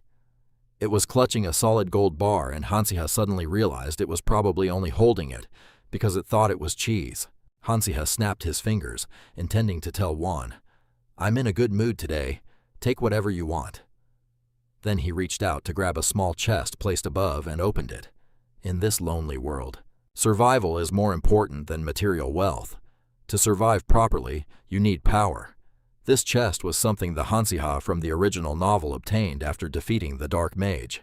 One looked curious and bewildered. What is this piece of junk? It looked like a magic book. As soon as it opened, it seemed the content was about basic dark magic. One was shocked and shouted at Hansiha to put it down. Anyone who held that book was easily cursed. Seeing Hansiha still silently holding it, one thought Hansiha couldn't give up his desire for dark magic. But there was something strange. There wasn't a single word inside the book until it floated up and began to glow. System synchronized with the basic magic grimoire. Now read the title of the book. What, it's a basic magic grimoire? That's right. It looks like a magic book that changes based on the user's desires. If it contains every type of basic magic, it must be extremely valuable. Hansiha felt like he'd just hit the jackpot, a high-level magic book that suggests necessary spells based on the user's preferences and allows one to learn all the spells contained within, instantly, just like a scroll.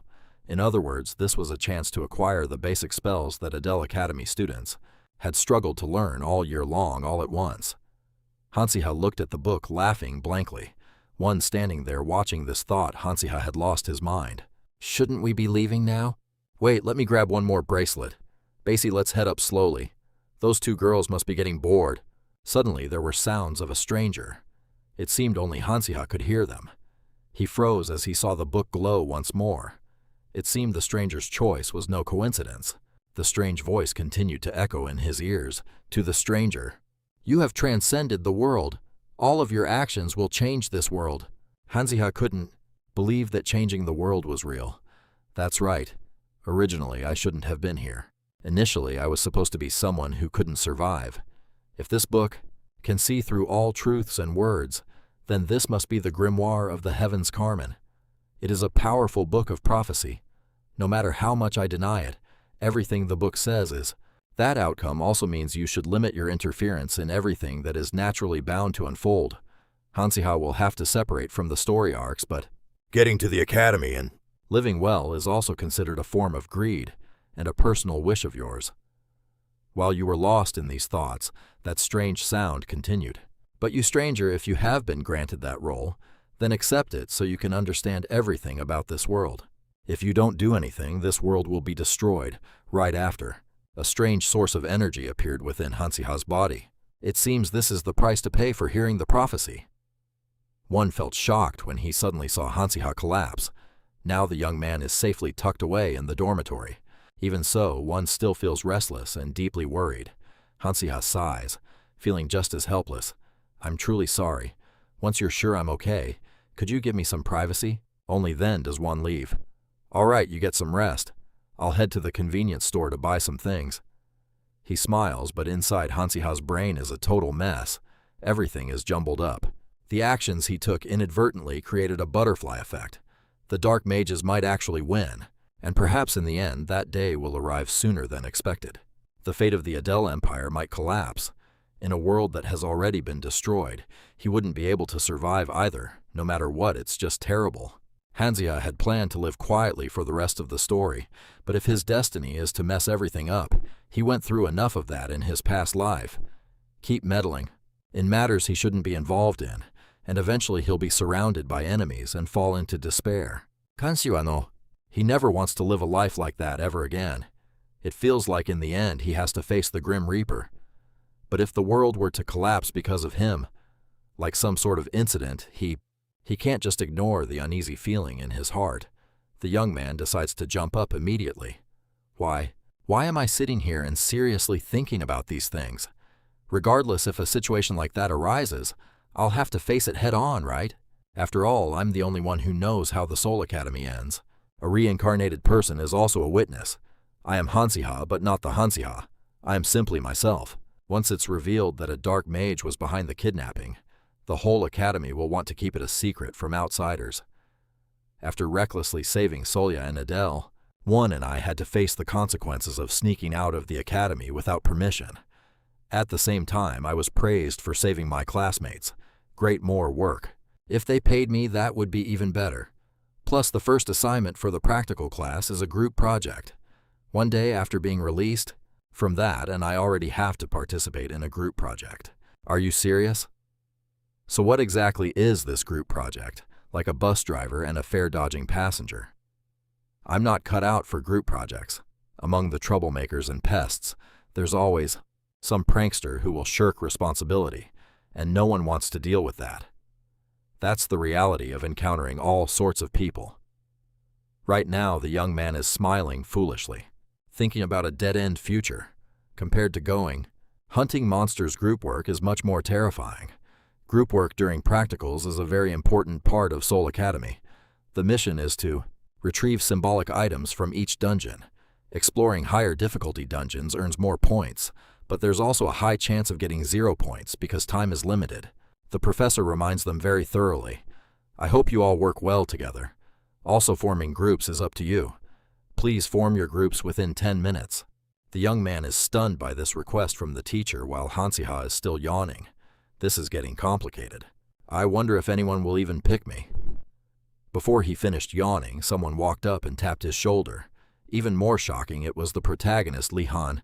Hanziha, do you want to be in a group with me? While Hanziha was still stunned and falling backward, the other classmates were also surprised. Why did Li-Han come to ask him? Could it be because Hanziha got such a good grade in the taming class? Hanziha asked again to be sure. So you want to do a group project with me? But my answer is no. It's too tiring. You should find someone else, Li-Han. Li-Han froze completely. One unfortunately said, How could you refuse so flatly, oh Adele? Laughed out loud. That's right. Hansi-ha, I didn't expect you to be so cold-hearted. It seems the four familiar friends are reuniting as a group. One blocked the path first.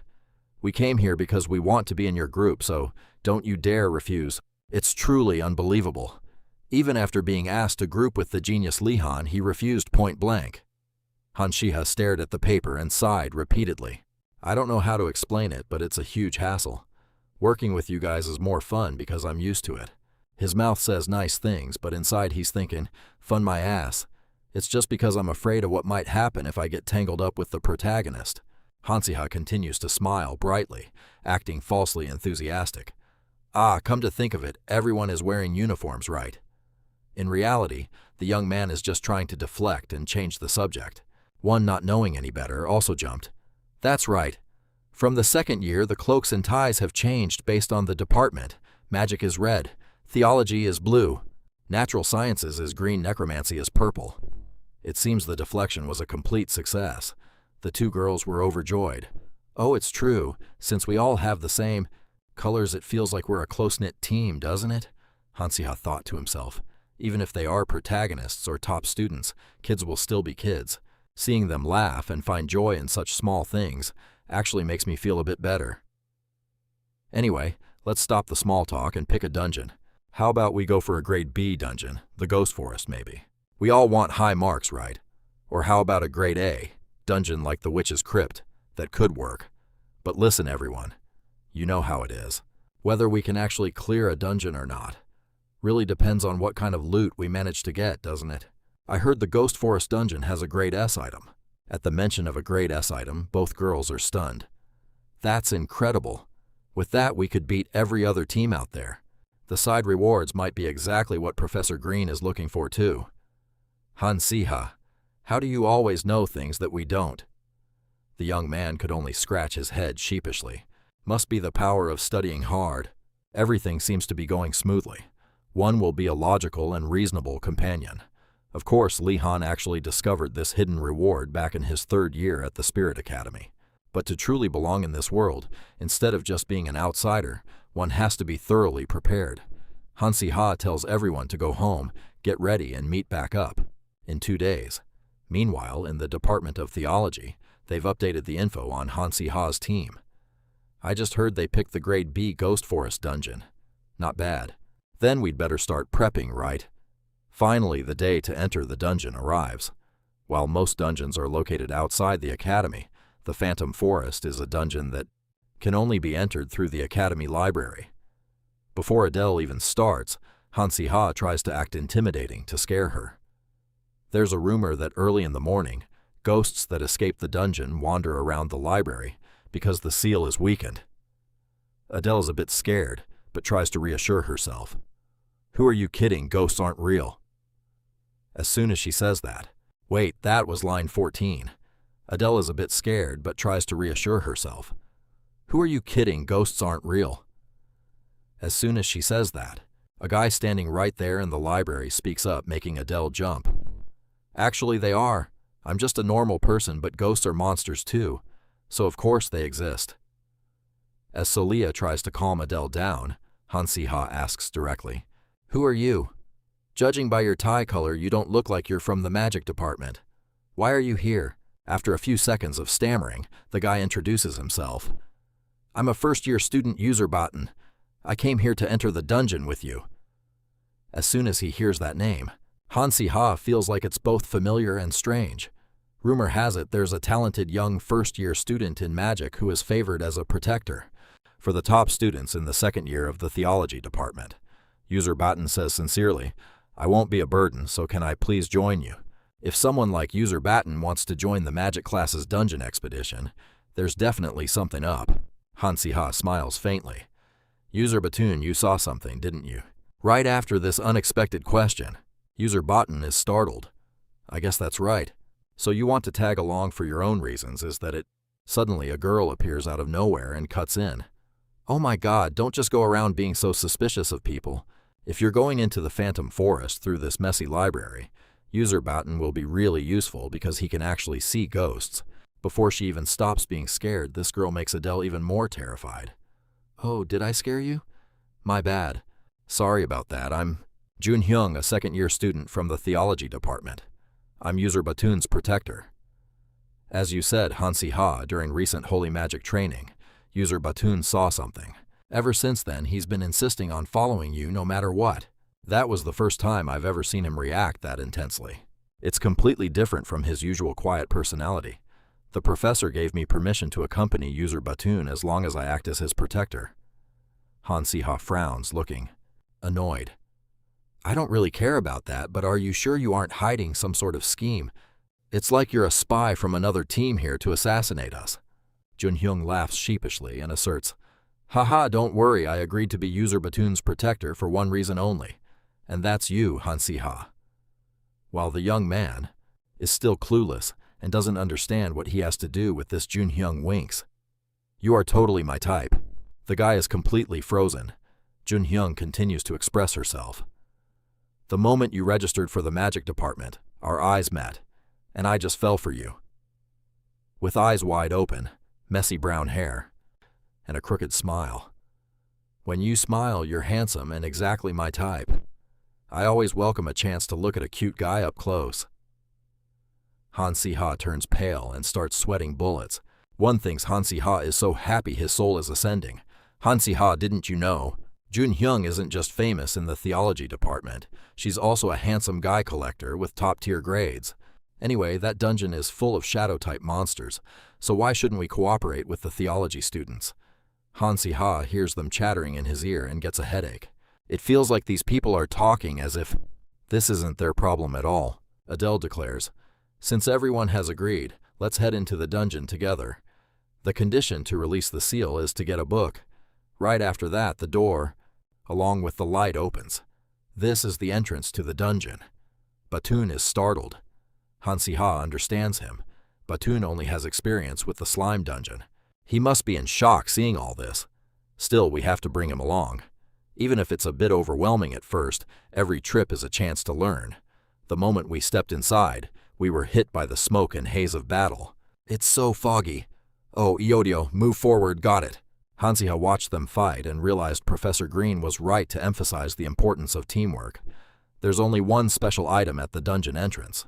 Without it, Hansi Ha wouldn't be able to see the ghost-type monsters in the dungeon at all. If the members don't cooperate or are too focused on their own scores, they'd end up fighting among themselves before even reaching the monsters. After observing for a while, Hansi Ha chose who would use the blindfold. Odell and Gwen are agile, so they'll handle the scouting. Solia will take on the shadow-type monsters, and Basin will handle fire magic, acting as the main damage dealer to quickly wipe out the smaller mobs. Just thinking about it, he felt really confident. What a perfect plan. John Hyung stood with his arms crossed, watching and kept whispering. Impressive, really. They can handle everything without us needing to lift a finger. The students from the theology department didn't even have to intervene. User Batten was the most impressive to Hansi Ha. Despite not taking theology and not having any special items, how could he read the ghost's movements so easily? It's like watching a blindfolded warrior take to the battlefield. It seems my judgment that day wasn't wrong. The outsider who uses fire magic to save the world. It really is Hansi Ha. User Batten reminded Hansi Ha from behind. Hansi Ha Sunbei, there's a huge surge of energy coming from the right. The mana and the sheer pressure are suffocating. What is this chilling sensation? This pressure is completely different from the regular monsters. Could it be? Has the boss monster appeared? The trait of the boss in the spirit forest is its scythe, which can read the opponent's memories. So Solia and I will have to face it head on. Even though it wasn't intentional, Hansi Ha had faced a similar attack before. This is definitely the boss. Its attack speed is terrifying. Even though he's panicked and scared, Hansi Ha tells himself to stay calm. It's not a physical attack, so there's no need to freak out. Now, if I can just ignore the voice in my head and stay clear-headed, I can win this. Suddenly, Hansi Ha sank into the void. Everything is stark white. Where am I? A strange, detached feeling so intense that all my senses seem paralyzed. An endless void where nothing exists. And then, is this a mental attack? It's like the ultimate skill of a high-level ghost-type monster, the Void, isn't it? But wait, something's not right.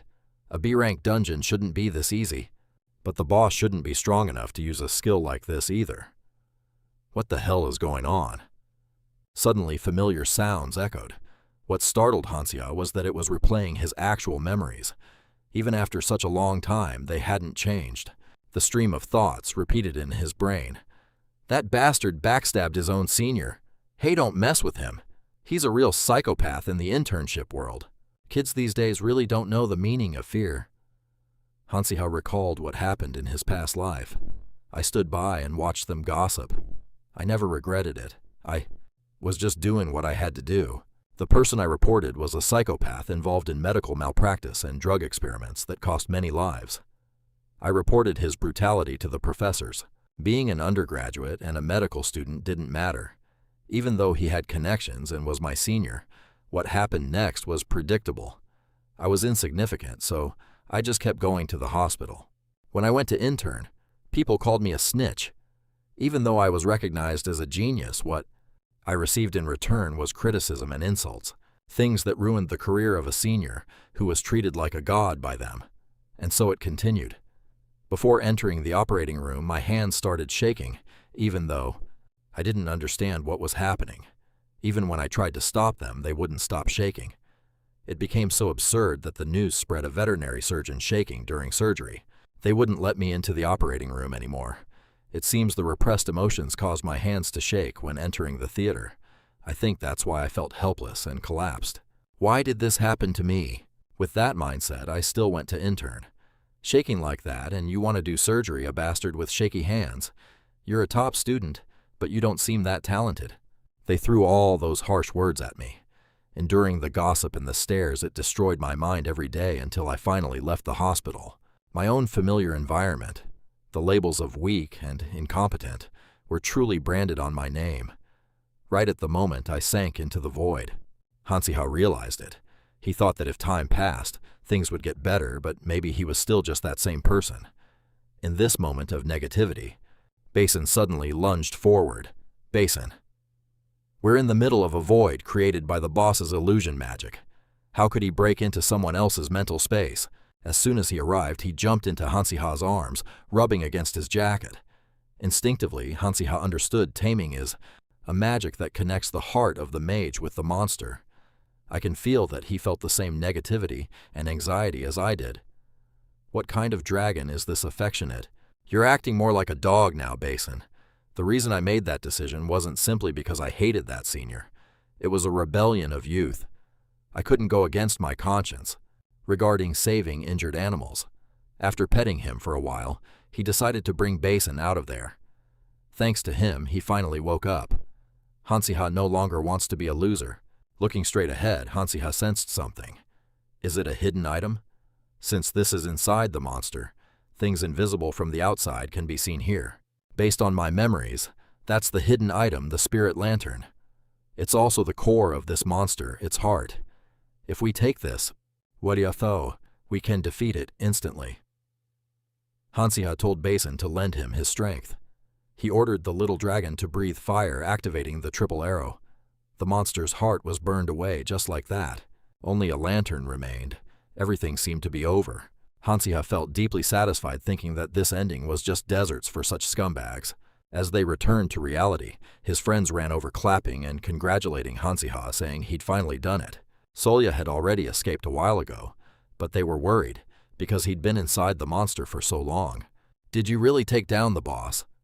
Hansiha did a light flex to show them how it was done. He wasn't bragging, and the system's notification was proof enough. System, you have conquered the B-rank dungeon, the haunted forest.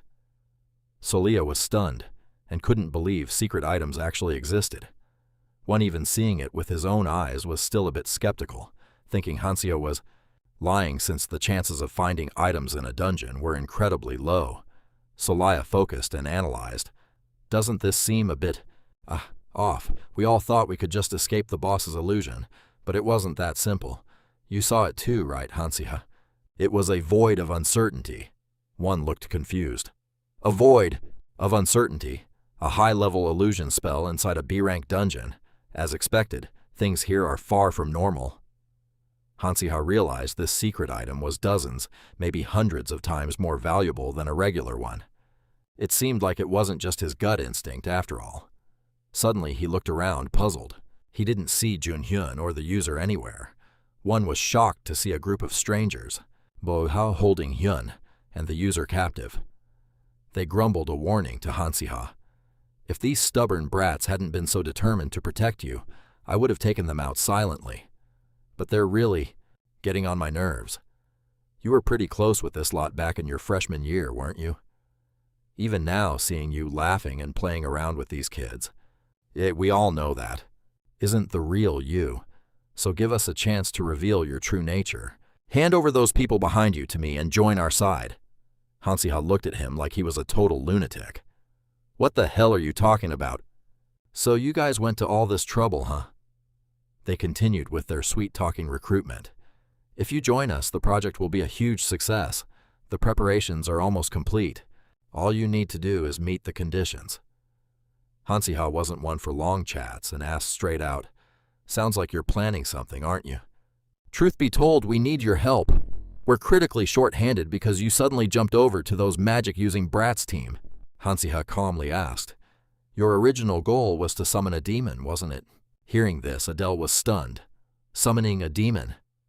You dared to prepare that dark magic right here on campus. Are you guys from the summoning department? Serious? Come to think of it, he had been hanging out with Simon Parker and his group since their freshman year. Could it be that you've kept in touch with the necromancers, even after being assigned to the magic department? That dark mage you threw off the baobab tree? Could it be that it was all a plan to make us lower our guard? Please, Hansiha, tell me it's not true. Without letting on what he was actually thinking, Hansiha replied, "Demon summoning. The conditions are pretty strict, but it's not impossible. Maybe I could help." "I knew it. You're finally on our side. I knew I could trust you." Hansiha immediately made his demands. "I need pig blood, elf silk magic tree roots, and a suitable medium." We've already got those ready." "Then I'm here to collect the sacrifice." Adele was truly shocked and couldn't believe it. "What is this? Why is everything going so smoothly? What's going on?" "What are you talking about regarding the medium?" Simon Parker acted cocky. "I guess you don't know the basics of magic. The most important thing to summon a demon is a healthy person. Do you think I came here to play? Or to buff the dungeon boss? To summon it, the best sacrifice is a strong mage, and it's even better if they have holy blood." Wait, the user realized he was talking about them. Hansiha smiled and played along perfectly. "In that case, my team is perfect for the medium position. You've got good taste, huh?" "That's right, hey. Hansiha, you're really easy to talk to. Now let's do it together." The moment Simon Parker reached out, Hansiha showed him the power of an electric shock. The mage was utterly panicked. What the hell do you think you're doing?" Hansiha pointed straight at him, warning him. "After all this, you still want to cooperate. I almost got dragged along there. Good plan, but you missed a few things. First, you trusted me way too much. Second, you underestimated me. Only then did the mage realize he'd been played big time. You dare trick me. You were assigned to the magic department, so you intended to turn your back on us completely. If it's come to this, I'll sacrifice you too." Driven to madness, he attacked directly. The explosion sent Hansiha flying. Adele was deeply worried and rushed over. "Hansiha, are you okay?" "Thank goodness." Hansiha clutched his chest, looking into Adele's eyes, thinking, "Adele, even though we trained for this, you still ran over here. Aren't you afraid of the danger? I'm truly moved." Despite his heart racing, Hansiha forced a smile. "Are you worried?" Adele didn't hide her feelings. "Of course, I was so worried you'd get tangled up in dark magic again. If that were true, I'd have to get rid of you myself. I'm just glad you're not a traitor." The moment that was supposed to be emotional turned into a cold shower. Hansiha's face twitched. Thank goodness. Should I be happy about that? Looking toward Simon Parker, Adele worried. "That attack didn't seem to take him down. He's pretty strong." Hansiha agreed. "Yeah, normally that shock would be enough to knock out a normal person. So as expected, Simon Parker really is a villain. He's a character destined to grow on par with Lee Han in the future, so..." Hansiha had no choice but to give it his all. He started thinking of a plan. Adele, I need a favor. Please hold off those necromancers attacking me and Solia. Simon Parker was locked onto him like a madman, moving with blinding speed. Adele immediately dashed to provide support, but Simon Parker kept bombarding them, unleashing relentless, overwhelming attacks on Hansiha. It was so intense that Hansiha couldn't even put up a fight. How is he this strong already, even before he's fully grown? Naturally, he wasn't here to fight a side character like me from the start. Simon Parker glared, laughing maniacally. What other tricks are you planning, huh? Right after that, he swiped Hansiha's wand. He grabbed Hansiha by the throat and warned, "You'd be better off just knowing your place and staying put. Hansiha, you know way too much about our plans and you're getting famous by the day. Wouldn't it be better for us to just get rid of you as soon as possible?" Hansiha was struggling to breathe, his face pale and contorted. He realized that it was impossible to defy the original script and that Simon Parker was an unbeatable opponent. But maybe, just maybe, a small variable could change things. Just as he thought that, Basim flew in instantly and blasted fire from behind, catching Simon Parker off guard and burning all his clothes. Once again, Basim saved Hansiha's life, who had been on the verge of suffocating. Simon Parker thrashed about, swearing, "You damn dragon, you filthy creature!" Looking at him, Hansiha was shocked. Basim had reached level 10 and unlocked a new skill.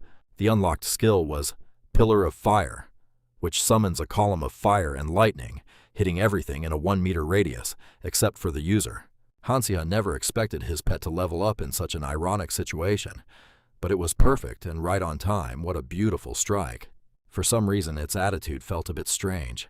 It kept growling as if it were craving something. It couldn't regulate the power, and it unleashed the Pillar of Fire, setting the forest ablaze. Everyone was shocked, bewildered, and annoyed, complaining, "Fire and lightning right in the middle of the forest. Hey Hansiha, are you crazy? If Solia hadn't been quick enough to cast a shield, we'd all be grilled meat by now." Hansiha hadn't anticipated this either. His entire body felt completely drained. "This is bad. I didn't think that spell would drain all my energy like that. Plus, if I keep letting it go wild like this, it's not going to end well. Once Basim gets this excited, I can't control its power." Simon Parker trudged forward, seemingly unfazed. "Hansiha, you call yourself a tamer. I don't know about the others, but I'm not falling for those tricks." No way. Hansiha didn't expect this bastard. How could actually withstand that attack. Simon Parker closed in his clothes, still smoldering. "Right now, even if it costs me my life, I'm going to beat you to a pulp. You traitorous son of a bitch, meet your end." Hansiha broke into a cold sweat. He thought, "I guess this is where my life ends." But then a bolt from the blue hit the villain. Simon Parker had been backstabbed by his own teammate. Hansiha stared in shock. What the? That person in the cloak must be a necromancy student. Why would she attack Simon Parker? Aren't they supposed to be on the same side? The girl in the cloak shouted, "Phew, thank goodness I wasn't too late. I'm so glad I brought the protective charm my grandfather made. Hansiha, are you okay?" The moment she revealed her face, Hansiha couldn't hold on any longer and began to drift off, making the girl very worried. Hey, what's wrong? You can't pass out now." In his hazy state, Hansiha realized, why did you show up here? And so after exhausting himself in the dungeon, Hansiha blacked out. The situation was quickly resolved. The Black Magic and Necromancy Club was temporarily suspended while Junhyung, User, and the rest of the teammates were given time to recover and rest. And of course, the most important part, the professor announced the project results. As expected, Hansiha's team was a complete success. They became the only group in Professor Green's class to get a perfect score. Adele was so happy she kept shaking Hansiha. "Did you hear that we're the only group? That got a perfect score. I'm so excited I'm going crazy." His teammates were thrilled, but Hansiha just managed a forced smile, his heart full of tears. The kid never intended to stand out this much. Rumors were even spreading all over school. Is there really an hidden item? "Their determination is truly impressive, just as I expected," said the manly man who had scouted Li Han. Hansiha begrudgingly accepted it. Obviously, it wasn't fun at all. Every time he stood out a little bit, he worried that a tragic ending would follow. After those hectic days, Hansiha was now in the academy's underground prison. He had come to meet Simon Parker. Facing him, Simon said, "I heard someone came to see me, so I came out to check. But who is this in front of me? Isn't it Hansia?" He reached out, unable to control his emotions. "You little son of a bitch, you came here. Think I'm just gonna sit here and cry my eyes out in a jail cell?" Hansia stepped back and said bluntly, "Calm down, Simon Barker. You're getting out of here eventually, aren't you? Come on, you're a noble, aren't you? Do you really think your father is just going to sit back and do nothing while his son rots in prison? Or maybe he'll do exactly that. You're probably going to be disowned by your family. Yeah, that sounds about right." Hansia kept prodding Simon Parker until he snapped. "Are you done yet? What did you come here for? Just spit it out." Hansia pulled out a letter with a cocky grin. "Take it, Simon Parker." As Simon immediately started reading, Hansia dusted off his hands and turned to leave. "Your old man will be here to drag you out of this hole soon enough. After all, his only son is about to tarnish the family name. Your family is infamous for being ruthless, and they'd punish anyone who brings shame to their reputation, right? Who knows, that might be your ending." Simon Parker was seething, gritting his teeth as he glared at Hansia. But the more he looked at that face, the more Hansia enjoyed it, thinking to himself, "At the end of the day, you're still just a brat. Looks like you aren't afraid of being linked to dark magic, but you sure are terrified of being disowned, huh?" Hansia spoke up. "You really don't get it at all, do you, you idiot? It's a letter claiming that the dark magic organization is threatening you. It's obviously fake, but I stamped it with their seal so it looks perfectly legit." With this, the whole story about a poor, unfortunate necromancy student who had no choice but to use forbidden demon-summoning arts is finally over, and it'll be a lot easier for your family to handle, won't it? Simon Parker turned and asked, "Why are you giving this to me?" "No. Wait. Where did you even get this? Who else would come in here? Is there anyone else in this academy who would even want to help you, eh?" After Hansia woke up, the headmaster had asked to see him privately and offered him an unprecedented reward. Unlike before, he told him he would grant him anything he wanted. When Hansia asked for his reward, it actually shocked everyone. The headmaster admitted, "I was quite surprised when you asked to let Simon Parker go. I told you I'd grant you anything, but that student is the leader of the Dark Magic Club and a key figure in this whole mess. That shouldn't be something that's just settled with a light disciplinary action. However, it seems you saw something else in Simon Parker, didn't you?" Hansia laid it out seriously. Simon Parker, is the type to grow stronger when fueled by hatred. If we discipline him by kicking him out of the academy, he'll just harbor resentment and head down the wrong path. He'd use his talents for evil, but if the headmaster shows leniency and treats him properly, the Dark Magic Club will naturally fall apart, and Simon Parker's unique talents could be steered in a positive direction. It sounded very generous and forgiving, but in reality, Hansia was just worried about himself.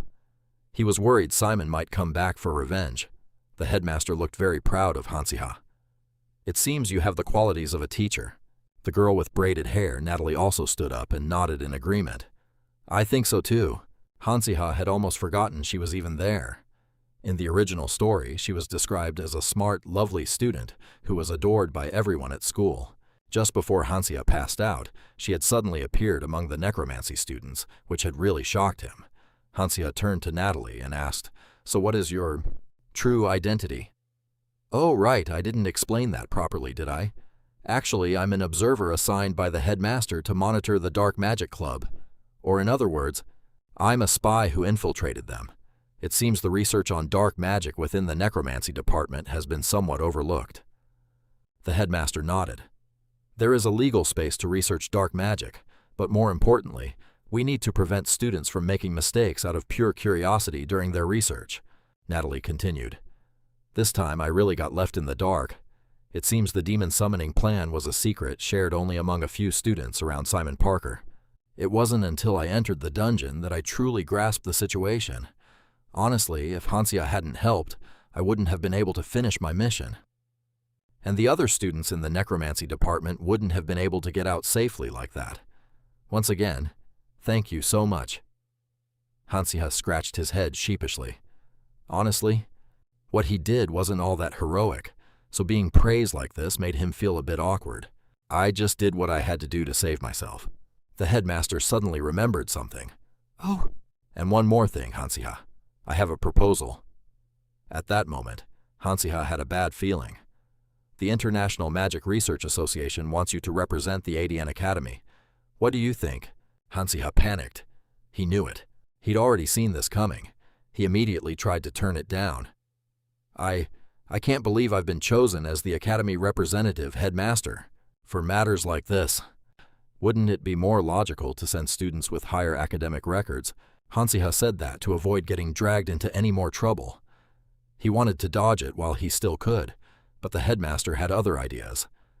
Haha, but you know, recently, you've contributed so much in the practical magic class.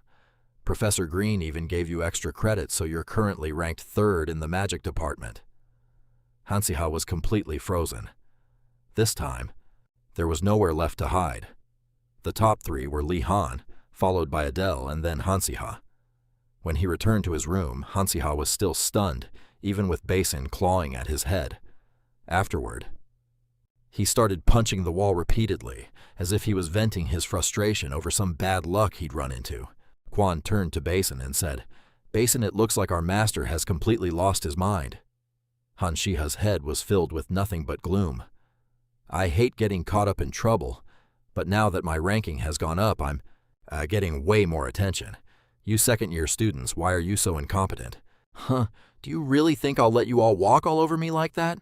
Seriously, give me a break." Sigh.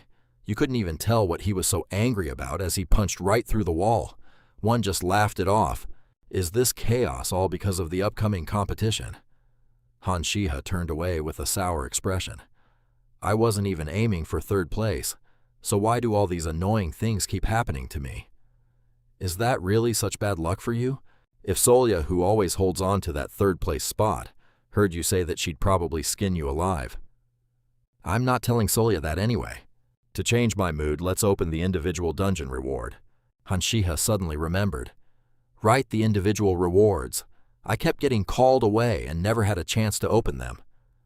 Beside the hidden items, these were the rewards, given to everyone who conquers a dungeon. Great.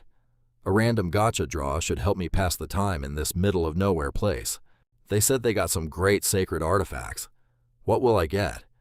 After all this trouble, I better get something top tier. Please, oh please, give me something good." The moment the chest slowly creaked open, it was enough to give anyone a heart attack. 3 faces peered in, looking shocked. "Is this an egg? It's a rank, a Terra egg. Guaranteed to hatch a legendary Terra creature with a 100% probability." After coming back to his senses, Hanshiha was horrified. "I got another reptile." Quan seized the moment and laughed crazily. "Ha ha ha ha! A legendary creature, you truly are a genius beast tamer." Hanshiha was so mad he wanted to scream at the house. "Shut your mouth." At the Magic Research Conference held in the Sinan Empire, this was a major event featuring lectures and various exhibitions from the Mage Association. It lasted for 3 days, a place for academic discussion, friendship, and gathering talented mages from different nations to share their knowledge. The school competition is basically a brutal battlefield, because it's not just the school's honor at stake, but the nation's as well. Hanshiha slumped over and sighed, already feeling overwhelmed and annoyed. The topic for the second years this year is pharmacology.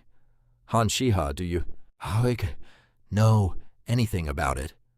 Seeing Hanshiha's blank stare. "Oh, and he's scaring me on top of that. Here we go with the small talk. This morning when the headmaster sent us off, he emphasized that this is our first research conference, a great opportunity to experience and learn.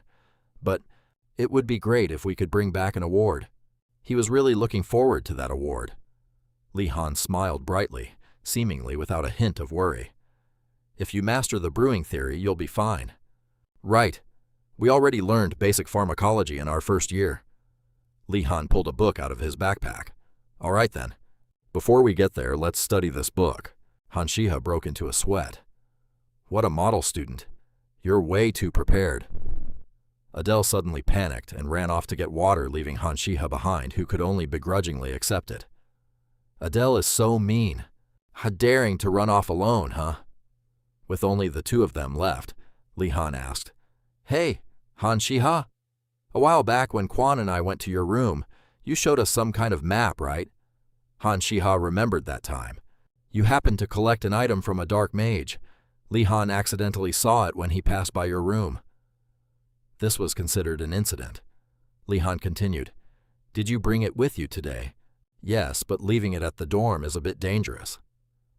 The truth was, when Li Han saw that map, his face went white as a ghost. That was the reason Han Shiha had to attend this.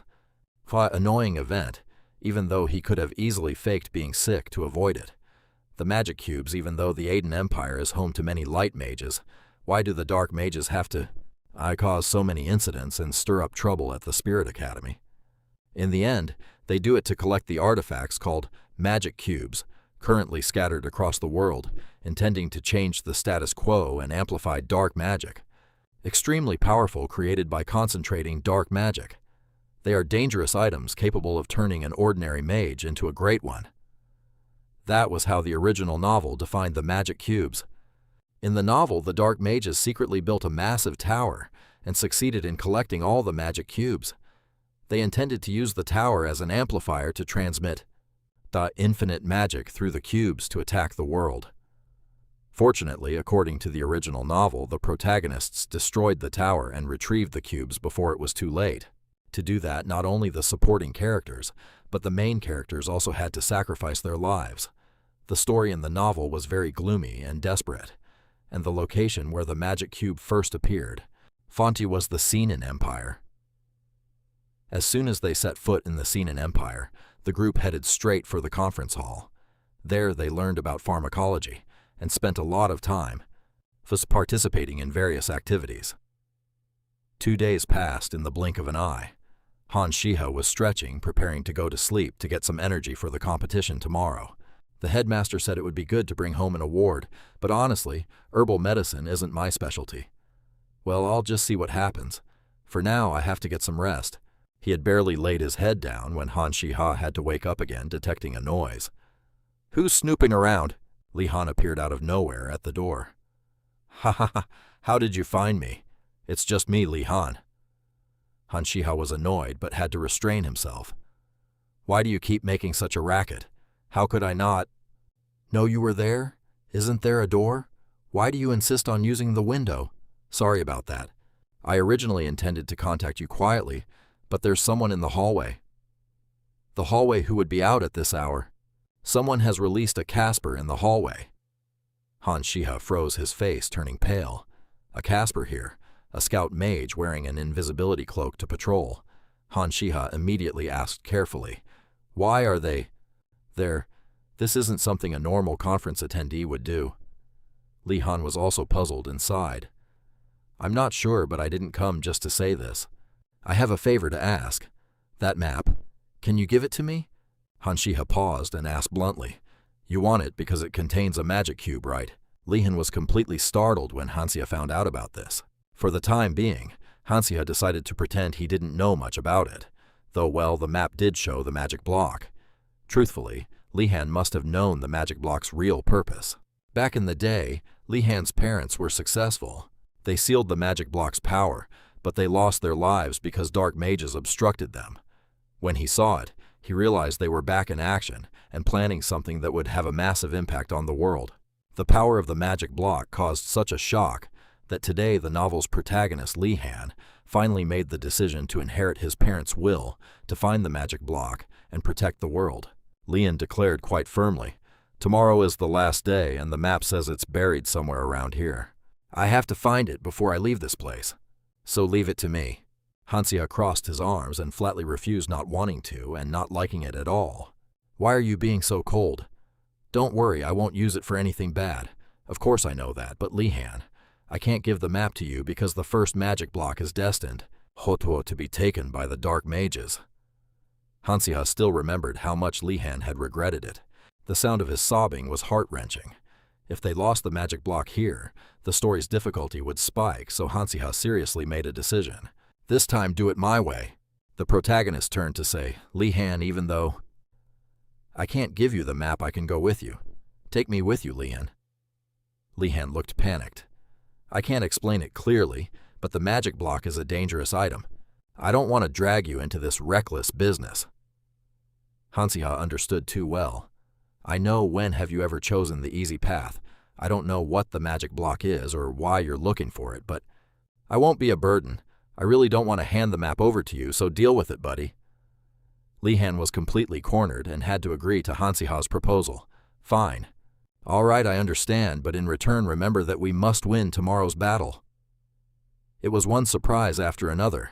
Now it was Li-Han's turn to agree to winning. "That's right. And after that, we still have work to do." The next day, the three of them were sitting in the front row, waiting to learn about medicinal herbs. Hansiha rested his chin on his hand, looking dazed. Last night, Li-Han had told him what he needed to do. "After winning the tournament, we will infiltrate the Ministry of Magic and steal the magic block." The location of the box on the map pointed toward the third basement level of the Ministry of Magic, but it seemed it wouldn't be easy to get inside. Security was extremely tight and entry was strictly controlled. Gaining access would certainly be difficult, so the only way was to win this tournament. I heard that the winner of this tournament won't just receive a prize, but also a tour. Touring the Ministry of Magic. They probably won't let us go down to the basement since even staff members have trouble getting in. Hansiha crossed his arms and smiled slightly.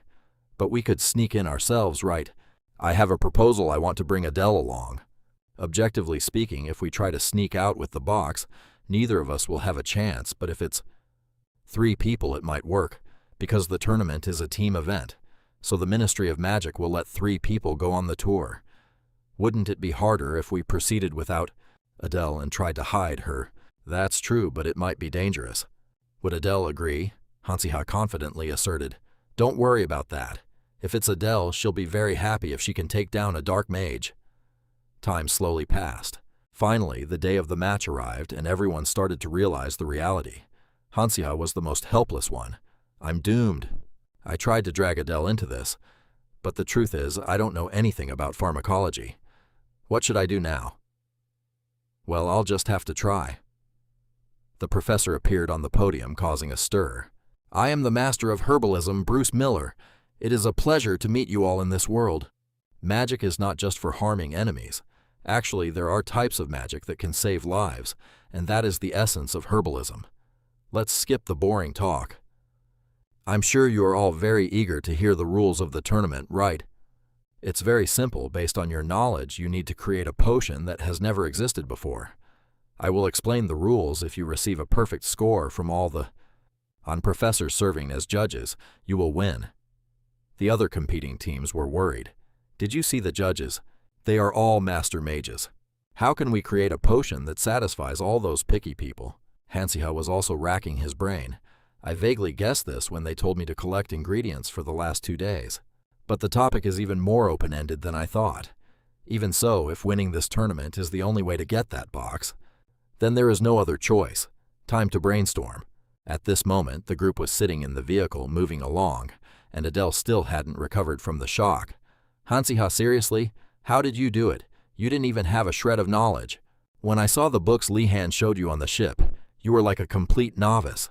So how could you get a perfect score from those difficult judges, Hansiha?" With a smug look on his face, the professors drank the potion made by the Academy's team, and it suddenly made them very happy. "What is this? After drinking it, I feel motivated. A strong creative urge is surging within me. Is this a joy potion? I'm so excited to create something new. I feel a bit lightheaded, but truly happy. It's like all these childhood memories are coming flooding back." As their moods improved, ideas began to flow, and the primary spell they were using triggered with even greater power. Hansiha called it the artist's potion flask. That's right. I added a bit of booze to it. Well, not real alcohol, obviously. Just a tiny amount of the medicinal herbs used in the Sinan Empire to brew liquor. It's an impractical flask, but very unique. It can actually transform one's elemental magic upon use. And just like the flavor profile in that novel, I added a pinch of MSG and presented it beautifully. The results were excellent, and that clever method was the key. The potion tournament has been raised to a whole new level with some truly unexpected benefits. How could it not be effective? The judges were absolutely stunned. As a result, the whole group safely reached the Ministry of Magic. Upon arriving, Professor Bruce Miller couldn't stop showering them with praise. "It's been a long time since I've seen such creative potions from students. I'm so happy to see the creativity of the younger generation. Everyone take this opportunity to broaden your horizons. With a reward of exploring the Ministry of Magic for the day, Professor Bruce Miller led the group on a tour.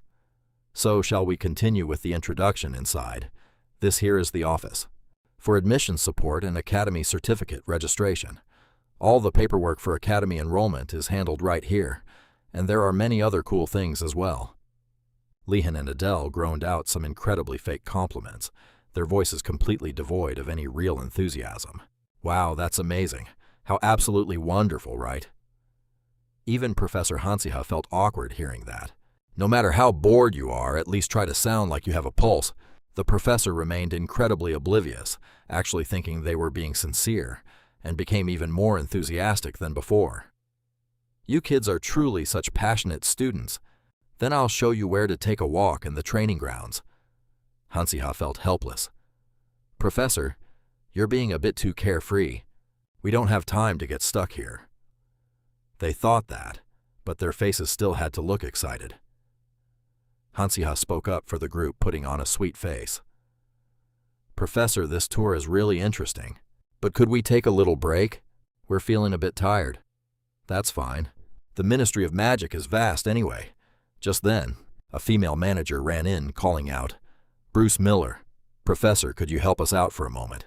All right, it seems another professor is looking for me. You kids wait here for a moment, okay? Right after that, Hansiha Lehan and Adele exchanged looks, silently understanding each other. This was their own private time. They couldn't pass this up.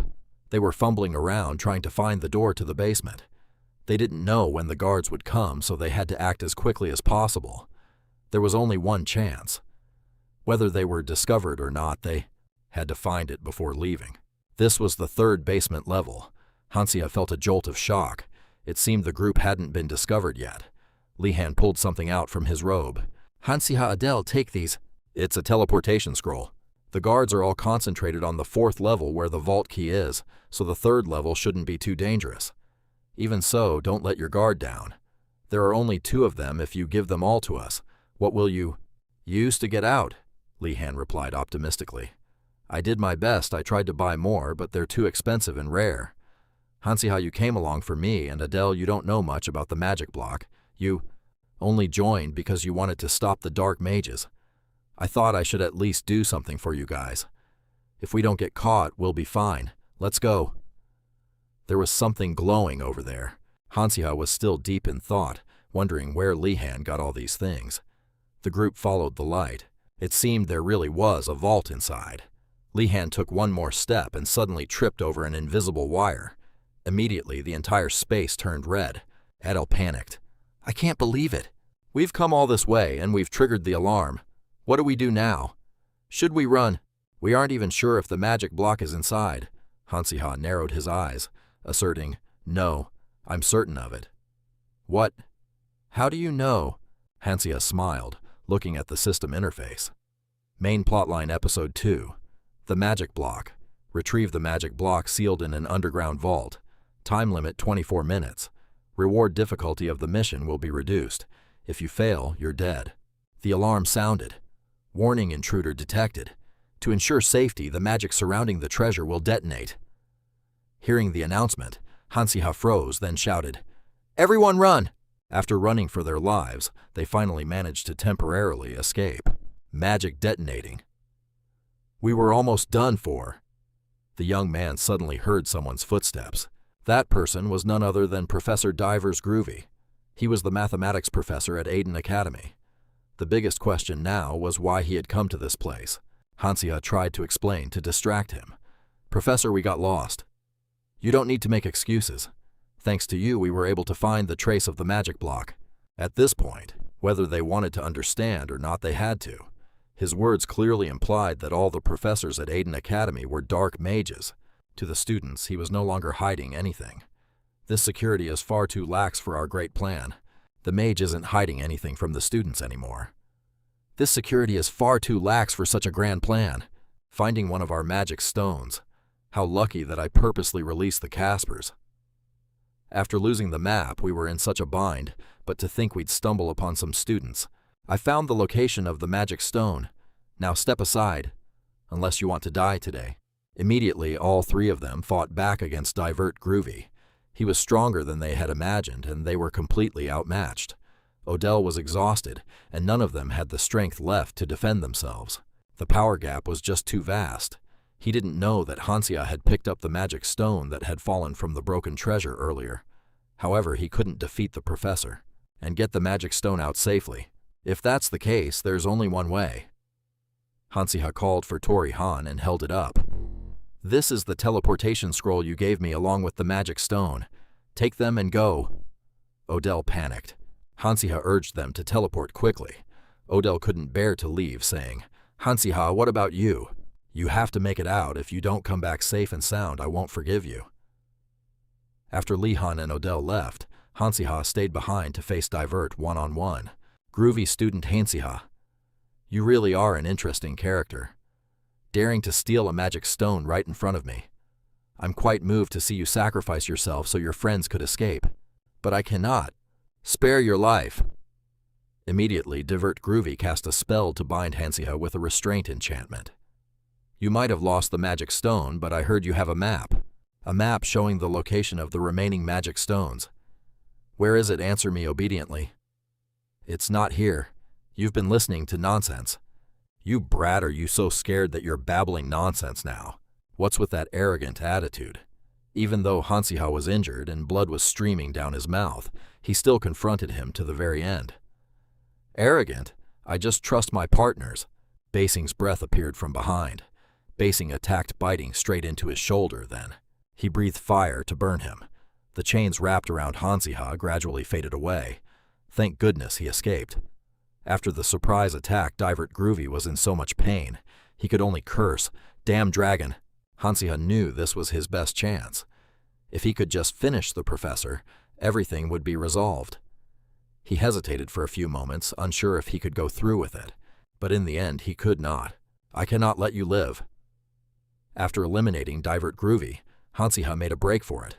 Below, 3 thugs were chasing them, 2 on the left. Hansiha was defending himself with a magic shield, but at this rate he wouldn't last. The magic power in his body had reached its limit. He really couldn't hold on anymore. The young man collapsed. The professor's attack had been stronger than he'd thought. If this continued, he was going to die. The moment Hansiha fell, they seized the opportunity. The target was down. Just then, a magic arrow was fired straight at Hansiha. Basin appeared right in front to block the arrow for him taking the hit, then breathed fire to counterattack. Small, but fierce. The flames roared. The mob panicked. "A dragon! Damn it, Is he a beast tamer? We have to capture the beast tamer to take down that dragon. Quick, catch the beast tamer first." Hansiha immediately stood up and kept running, hugging Basin, who was wheezing in pain. "What do I do? You've ended up like this because of me. You've ended up like this all because of me." Odell was hiding in a nearby bush. Hearing the voices, Hansiha immediately called out, "I've lost them." "Don't worry, Hansiha, this place is very safe. I thought you were done for earlier. Don't pull stunts like that again." "I'm sorry. Honestly, there was no other way. Basin was in danger. He blocked the arrow for me. After getting hit, he needs emergency treatment right away. Because we were busy running, we missed the golden hour. Every living creature will die if their heart is pierced, even a dragon. That's common knowledge." In such a critical state, with no hope in sight, painful memories surfaced. Hansiha sank into them. Whispers echoed in his ears. "If you can't do it, then don't. He's a nutjob. He's gonna die anyway. If he dies during surgery, my reputation will be ruined. The Guardians will cause a scene and make trouble. If there's no hope, then from the start, you should have looked out for yourself, kid." Even knowing that right now he couldn't just turn a blind eye, Hansiha calmly asked Odell, "Do you still have the magic potion? Give it to me." "Wait, what are you planning to do with a wound this size? Even the best professor in the world couldn't save him." "No, I can save him. This potion enhances creativity. If you drink this, the user can turn the impossible into the possible." What Hansiha needed right now was a slim chance. No matter what happened, he absolutely had to save the most important thing to him. Time to start the surgery. Everyone sat anxiously around Hansiha as he tried to save Basin. Odell really couldn't understand Hansiha. He knew earth dragons were rare, but there were plenty of other monsters to tame. Basin lay there in pain, struggling to breathe on the ground. Hansiha could barely take care of himself yet. He was using all his magic to save a monster that couldn't be saved. Odell wanted to stop Hansiha. If things went south, she might lose him too. But Odell, looking at Hansiha with such a determined expression, she didn't know how to stop him. Hansiha's face was tense. "All right, I'm pulling the arrow out." Now he just needed to stitch the wound and he'd be finished. Hansiha had to do this work himself. He took a long breath and exhaled to steady himself.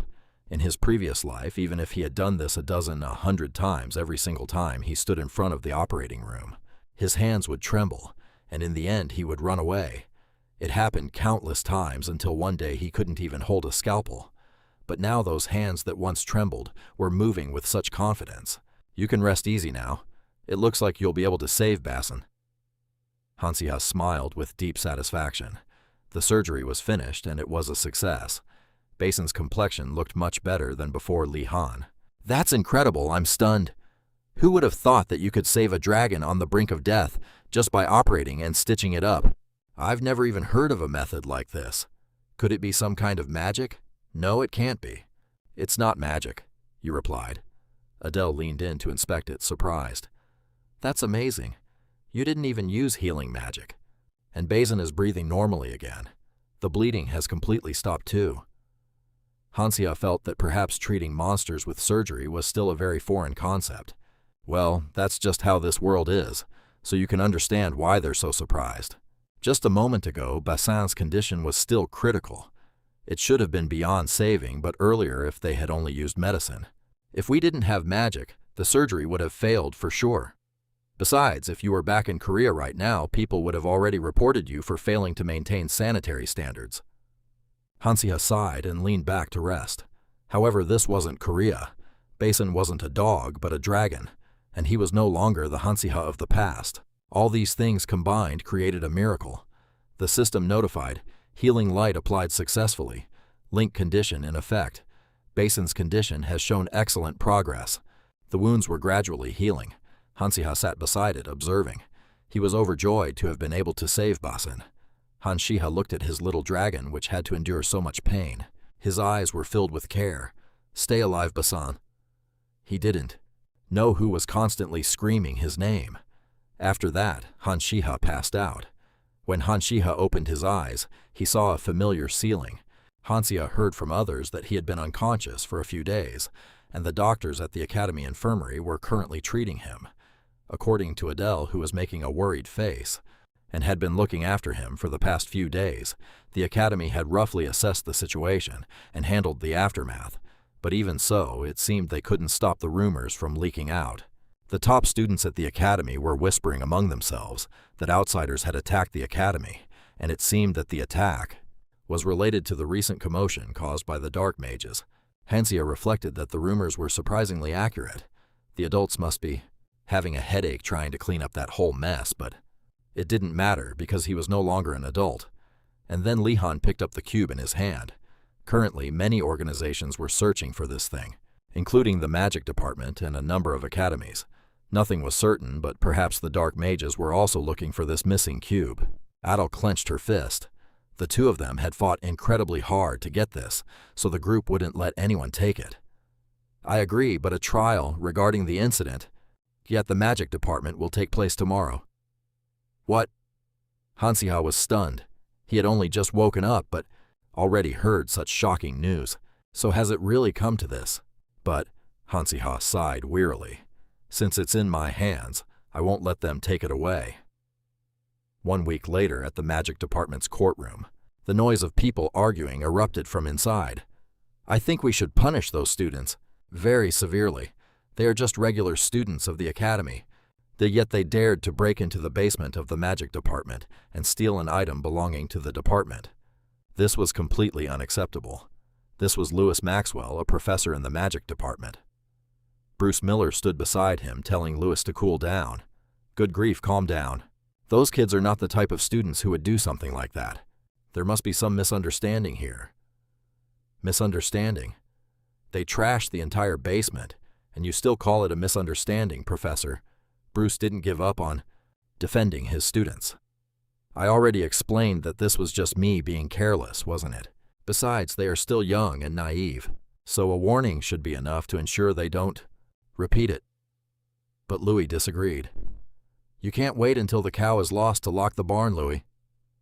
Louis turned toward Hansiha's group. I will ask one more time. What did you steal? Hansiha stood still without speaking. Was he pondering something that kept him from refuting them in any way? Because all items in the magic department had high security, so apart from the owner of the basement, no one knew what was inside. In other words, even the magic department itself didn't know what item had gone missing.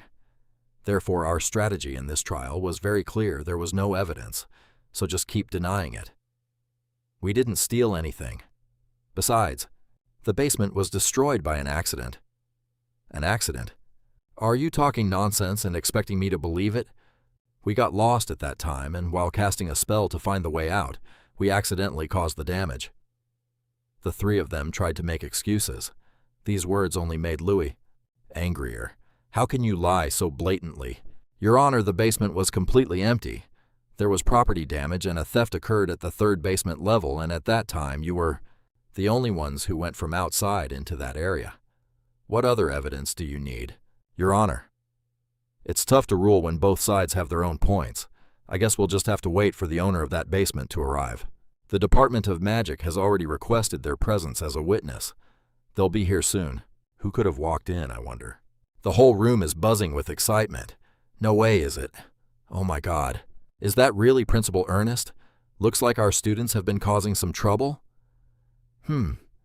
He asked the room. His sudden arrival left Luis completely stunned. Principal Sir, what brings you here? If you only came to deal with those students, you really didn't have to. The Department of Magic can handle its own issues, you know. No, I had to come. Because after all, I am the owner of that basement. That statement made Hansiha realize, of course. The principal was the very first person to collect and seal those cubes at the Spirit Academy. But you never knew he kept them in the Department of Magic's basement. The principal explained. Those kids only went down there following my instructions. I told them to follow the proper procedure to retrieve those cubes, but it seems they got lost. When they finally found the basement, they just rushed to bring them back. Kids make mistakes, that's natural. But the principal's gaze was openly oppressive. Your Honor, this is the list of missing items, and they are my personal property. Even the judge looked nervous under the principal's intimidating stare. After checking the list, he confirmed it was the truth. Luis, standing below, couldn't believe it. What? Since both the evidence and the owner of the missing items were identified, the trial is now concluded. Hansiha, Lihan, and Adele, all three students will receive a level 7 penalty from the Department of Magic. Write an apology letter and perform 30 hours of community service. Any objections? If there are no objections, that will be the final verdict. Though Luis was frustrated, he couldn't speak up.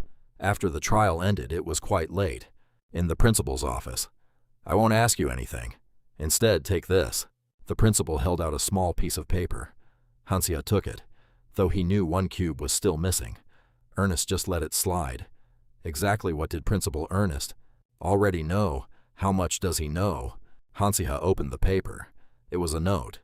The principal explained. Professor Divert Grunui from the Department of Mathematics at Aiden Academy suddenly disappeared after leaving campus to attend a seminar, and he hasn't returned since. Hearing this, Hansiha's skin crawled. The Academy also bears a large part of the responsibility for not realizing the true nature of Professor Grunui sooner, so I won't fully dismiss it. But I have a question for you. Were you the one who took care of him? Hearing this question, Hansiha immediately tensed up. Truly, nothing escapes the eyes of someone so experienced. The principal asked again, how did you even survive? Your opponent was a professor. A second-year student like you couldn't have faced him alone and survived. Hearing the principal say that, Hansiha purposely looked away to dodge the question. Seeing no other way but to face it, Hansiha made an excuse. As a tamer, he could only survive thanks to others. Mostly thanks to my companions and luck. I just got lucky. But that didn't shake the principal's conviction. No, Hansiha, you have talent. Thank you, sir, he replied. I'm not just saying that to be polite. I truly mean it. It seems the principal really believes in Hansiha's capabilities. Once you decipher this note, I'll know if I overestimated you or not." He looked at the paper he was holding. A note. It really did look like a code.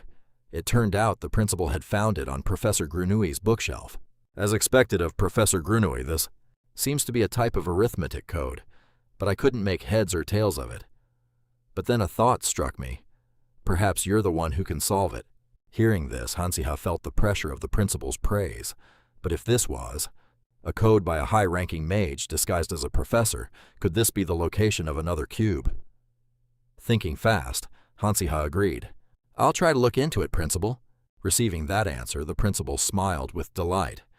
"That's it, Hansiha. That's the look you get when you stand before a challenge that seems impossible to overcome. That calm, focused gaze of yours. It's like you're saying you'll take it on and that it's no big deal." Hansiha stared at the lines of the code with a determined face. That alone would make not just the principal, but everyone else suspicious of him. At that same moment, two people were telling fortunes. She asked the client about their project with Hansiha. "How's it progressing?" After all that suspicion, Li Han never expected that the original protagonist of the novel would be here. With a hesitant look, I still don't trust him. For Li Han, Hansiha is still someone very suspicious. She bites into her pastry nonchalantly, but ever since the semester began, "Han-ti, you've gone to her place to ask about Hansiha many times, and haven't you already revealed everything about yourself to Hansiha?" Hearing this, Li Han bristles like a cat. "Who says so?" "Bunim said so. That's the magic orb on the table."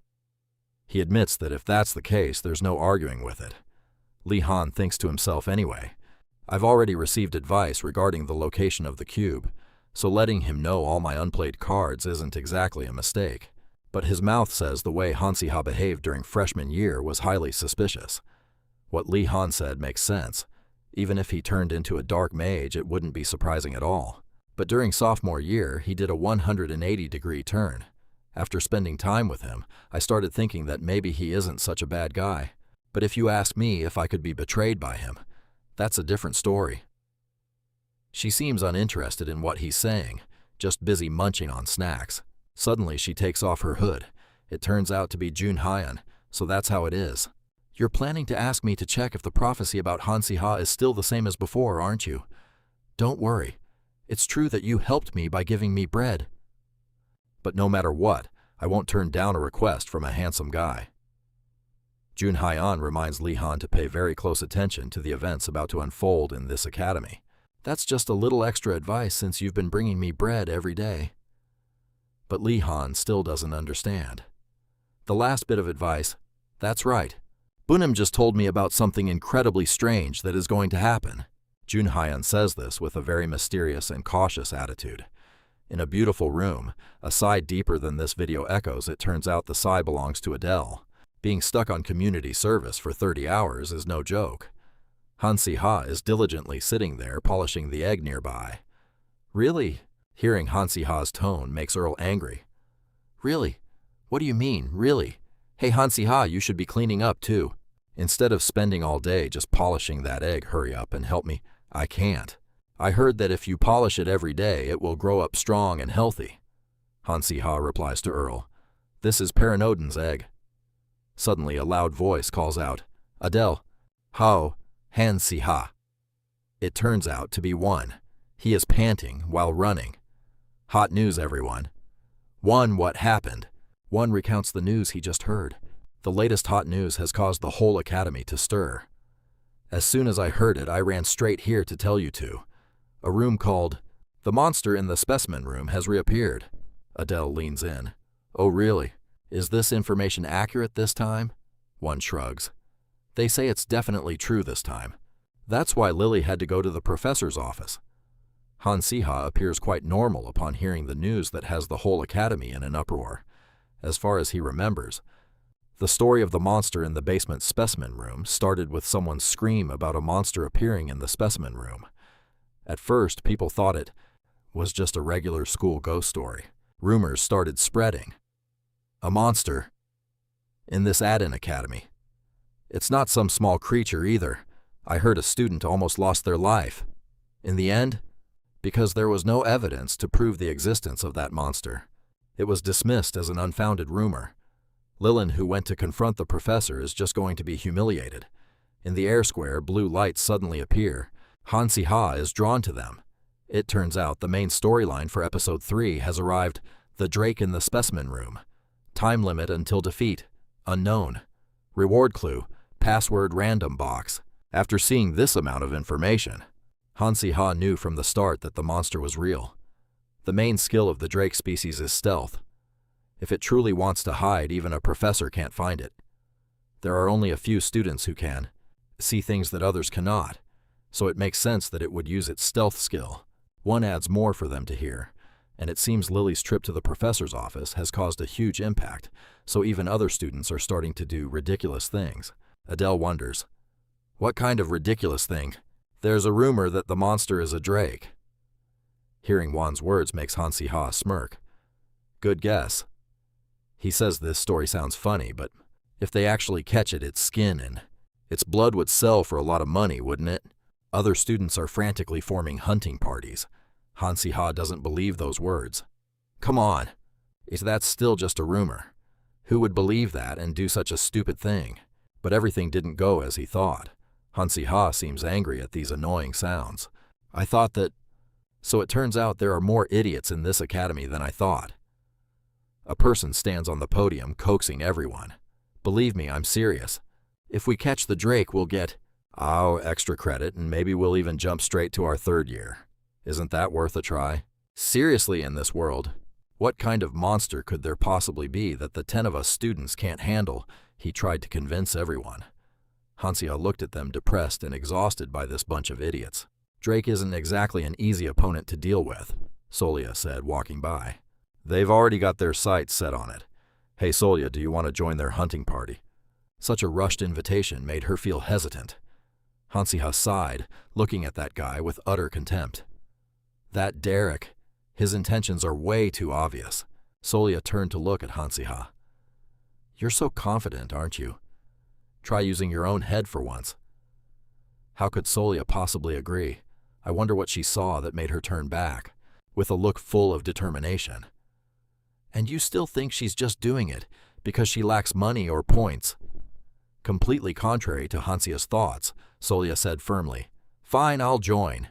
This statement hit him like a bolt of lightning. He had been trying to advise her. Derek, stop messing around. Solia looks confused enough as it is. She grew up in such a prestigious family. Why on earth would she need to join a hunting party? Solia stepped forward and asserted, No, I'm serious. Let me join you guys. Is she out of her mind? Seriously? Hansi Ha was shocked. According to the original plot, Hansi Ha remembered there was indeed a Drake hunting party in the story. Derek and his friends gathered a bunch of clueless students to go on an adventure, and that was it. But Solia was never in that group. So how did that storyline end? A brutal and horrific scene flashed through his mind. That hunting party never returned. Not a single person escaped. That afternoon, Solia was diligently taking notes, in the classroom. Suddenly, something made her pause, her face tinged with sadness. Solia slowly lowered her pen. The sunset light made the scene even more, bleak. I never expected someone like Solia to sigh. I wonder what she's worried about. It turns out she was remembering the words her father had instilled in her. Purification magic must come from a pure heart. I have never forgotten my father's teachings. A powerful noble and an upright mage who built the family through magic, he used to say. My daughter, the path to becoming a noble mage is to maintain your composure in every situation. Never let your enemies see your weaknesses, and strive to pursue magic to the very end. Solia had not forgotten the words her father instilled in her. However, Solia turned to look out the window, flooded with sunlight. I'm sorry, Father. I can't do it. Now our family, your pride, and the place where I was born has lost its standing. The only way to restore the Ackernan family is for me to successfully become a mage. And yet, for the first time in my life, I lost the top spot to him. Hansi Ha. So this was the source of her inner turmoil. Solia knew clearly that the only reason she survived at Aden was due to her tireless efforts and research into magic. Tripping just once was already enough. I no longer have the confidence to face Hansi Ha in the upcoming final exam. But if I join the Drake suppression team and earn extra points, I'll be able to beat him. On the table were books containing information about drakes. Solia thought, drakes are very cautious monsters. But their weaknesses are fire and light. Since they are active at night, they will likely be lurking around the underground specimen room based on what has been observed. There is no one truly talented among those in the suppression team. If a drake appears, it will be a miracle if they don't get in my way, let alone help.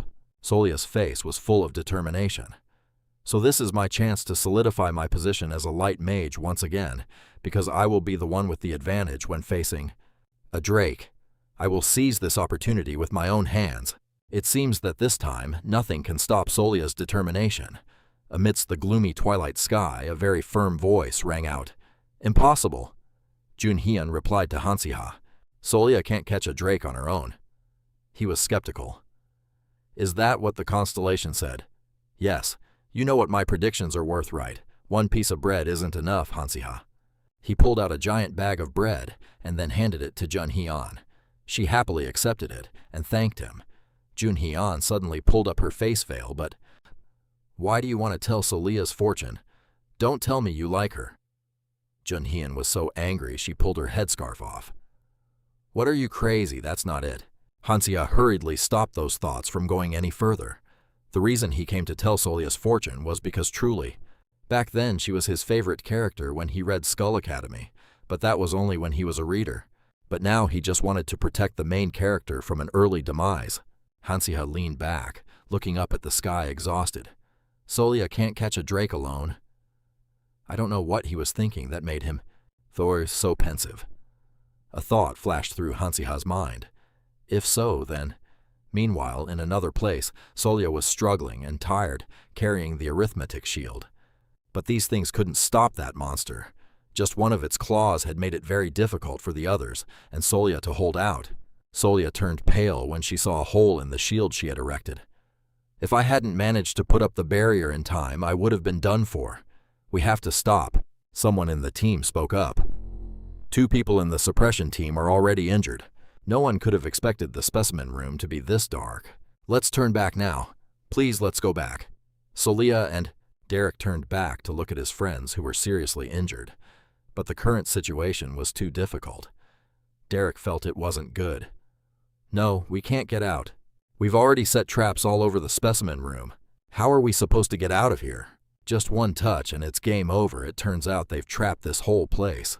But staying put isn't a good plan either. That drake has been relentlessly attacking us this whole time, as if it knows everything. Ridiculous. A drake couldn't possibly be that smart. Wait, everyone listen up. Is that sound getting closer? I don't know what it is, but it's incredibly fast. It's been picking off everyone who joined this search. It scared Solia so bad she collapsed. Derek is truly terrified now looking back. How this is impossible, in the dark where no one can see a thing. A mysterious figure in a cloak hiding their face is watching them. Unless someone is controlling it, this doesn't make sense. Derek's thought actually turns out to be the truth. This guy is the one controlling the beast, a beast tamer. Hugh Stancer. He sneers, watching his prey with glee. Just as predicted, those professors have completely neglected the specimen room, and the students just sneak in so carelessly. Stupid mages from the Aiden Academy. They're all the same. Not a single person from Aiden can realize this drake is being controlled by a beast tamer. It's me. The monster is acting so crazed precisely because it's being controlled. 15 years ago, those bastards at Aiden brutally crushed the Dark Mage group. In the Great Mage War, this is for my father. He cries bitterly over the remains of the one who gave him life.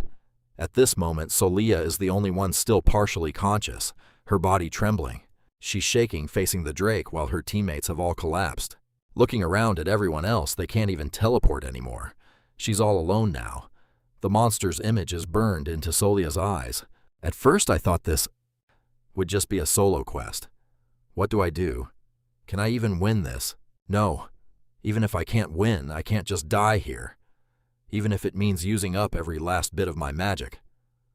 Solia desperately tries to cast a spell with her nearly exhausted arm. Solia keeps pleading. Please! Suddenly a voice stops her. Hey, are you crazy? Why are you trying to kill yourself? Someone has stepped in and stopped Solya. She slowly opens her eyes to look at the person in front of her. You are seeing the face right before her, Solya. Can't believe it. Hansiha. You made it in time. Save your mana. The others are already down. You're the only one left who can use light magic. Get ready to use your light magic, understand? But the only thing Solya cares about is, how did you even get in here? Hansiha doesn't care about her question at all. He's intently observing the monster in front of him. The way that Drake is moving, 100% it's being controlled by someone. Even if they carefully hide the taming mark, beast tamers can always recognize each other. There's only one way forward. Hansiha smiles. Time to fight. Let's see who the better beast Tamer is. Hansiha throws something toward the Drake. Hey, catch, not knowing what it is. The Drake is entranced, watching it and lunging for it just like an obedient puppy. The Drake snaps its jaws and catches the jewel. The dark mage is confused. Why isn't it listening to me? And what was that jewel? Hansiha felt it as he recalls the basics of taming are to understand, and exploit the creature's instincts. A Drake's instinct is to snap at fast-moving objects. Still, you shouldn't be so careless about swallowing things people give you, you know. How does a stun grenade jewel taste? After swallowing it, the Drake is so dizzy it can't even stand straight. Seeing the perfect timing, Hansiha signals Solya. Solya now aim for its heart. She tries to follow his command. Solya's beam of light strikes the Drake's heart squarely. It roars in agony. On the dark mage's side, his connection to the monster is severed. He clutches his head in pain. How? It's going berserk because the link to me, the beast tamer, was cut off. At this rate, even I'm in danger. No choice. This will put a strain on my own body, but I'll have to use dark magic to force a taming. Solya watches the Drake's state. It looks even worse than before. Hansiha realizes, wait, this aura, that's dark magic. Does that mean that Beast Tamer is a dark mage? Damn it, I calculated everything. I never expected this variable. Suddenly, a screen appears in front of him. You have awakened a new skill. Do you wish to use Taming Touch? Hansiha can't believe it. What is this? Around Hansiha, sounds of increasing affinity points keep ringing out. He still doesn't understand what's happening. Currently, he can increase his affinity with the Drake in the specimen room. Even if it already has an owner, it can still be stolen. Hansiha never expected he could steal a beast that had already been tamed. Do you wish to temporarily tame the Drake in the specimen room? Hansiha is secretly thrilled. How could he possibly refuse even though he's already tapped? Agree. Hansiha still wonders, will it really work? Right after pressing the button, Hansiha is able to tame the Drake. Their eyes suddenly shift to the exact same color. Hansiha walks straight up to the Drake. Even though the Drake is huge and ferocious as he gets closer, it shows no desire to attack him. You gently raised your hand just like that, so softly, and yet Hansiha had successfully tamed it. The Drake with its feet full of sharp claws took slow, deliberate steps toward Hansiha, but then, that monster Drake, the one that struck fear into so many hearts actually, submitted to a head pat from Hansiha. Outside, Solya couldn't believe her eyes. Why is it suddenly being so obedient? No way! Hansiha, you just tamed it. How is that even possible? Hansiha sighed. Though he didn't really want to admit it, he had to. Hansiha turned to Solya, feeling awkward. I guess I'm just really attractive to reptiles. The dark mage, hiding where no one could see him, was watching in disbelief. No way. It took me so much struggle to tame that Drake. He was furious seeing Hansiha tame that monster so easily. The dark mage screamed, "That Drake is mine!" He channeled dark magic through his hands, and the Drake's pupils started turning red. Hansiha was startled. What did the taming fail? The Drake stepped toward the dark mage. He was thrilled, thinking he had regained control over the Drake. That's right, I am your master, you fool. But it didn't go as he planned. The monster chomped down, pinning his head, leaving Hansiha and Solya outside their jaws, dropping in shock. It was definitely not comfortable inside the Drake's mouth. The dark mage kept whining. It's so wet and it stinks. Save me. Solya had no idea what to do, screaming in fear, while Hansiha, on the contrary, was laughing so hard he was tearing up. Spit him out. "You're dirty," he commanded the Drake. After the beast took down the senior Hugh Stensler, who was exhausted from overusing dark magic, the situation was quickly resolved. Professor Dean Gwyneth arrived as soon as he received the report, and was shocked to learn that there was still another dark mage left in the academy. It seemed a few of them were still lurking around. "Dark mage, thank you for your help, Hansia." Professor Dean Gwyneth bowed to thank him. Meanwhile, the members of the Drake suppression team were punished, and I received rewards from the parents for saving their lives. Hansiha was surrounded by expensive, generous gifts, as expected from the Nouveau family. Anyway, for now, there was something else he needed to figure out. Hansiha sat on his bed and opened the system. Right now, I can feel something after this battle that I've never seen in the original story. He opened the menu to check the information.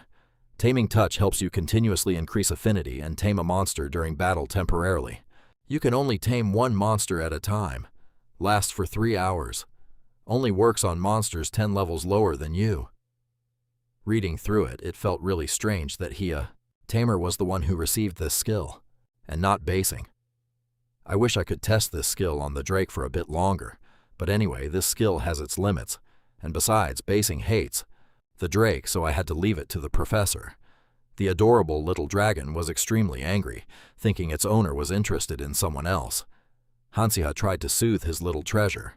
He petted its head to help basing calm down. "I'm not cheating on you, don't worry." However, I got more than just a skill from that battle. Main Quest 3, Handle the Drake. In the specimen room, a random gift box from grade D to A will be gifted to you.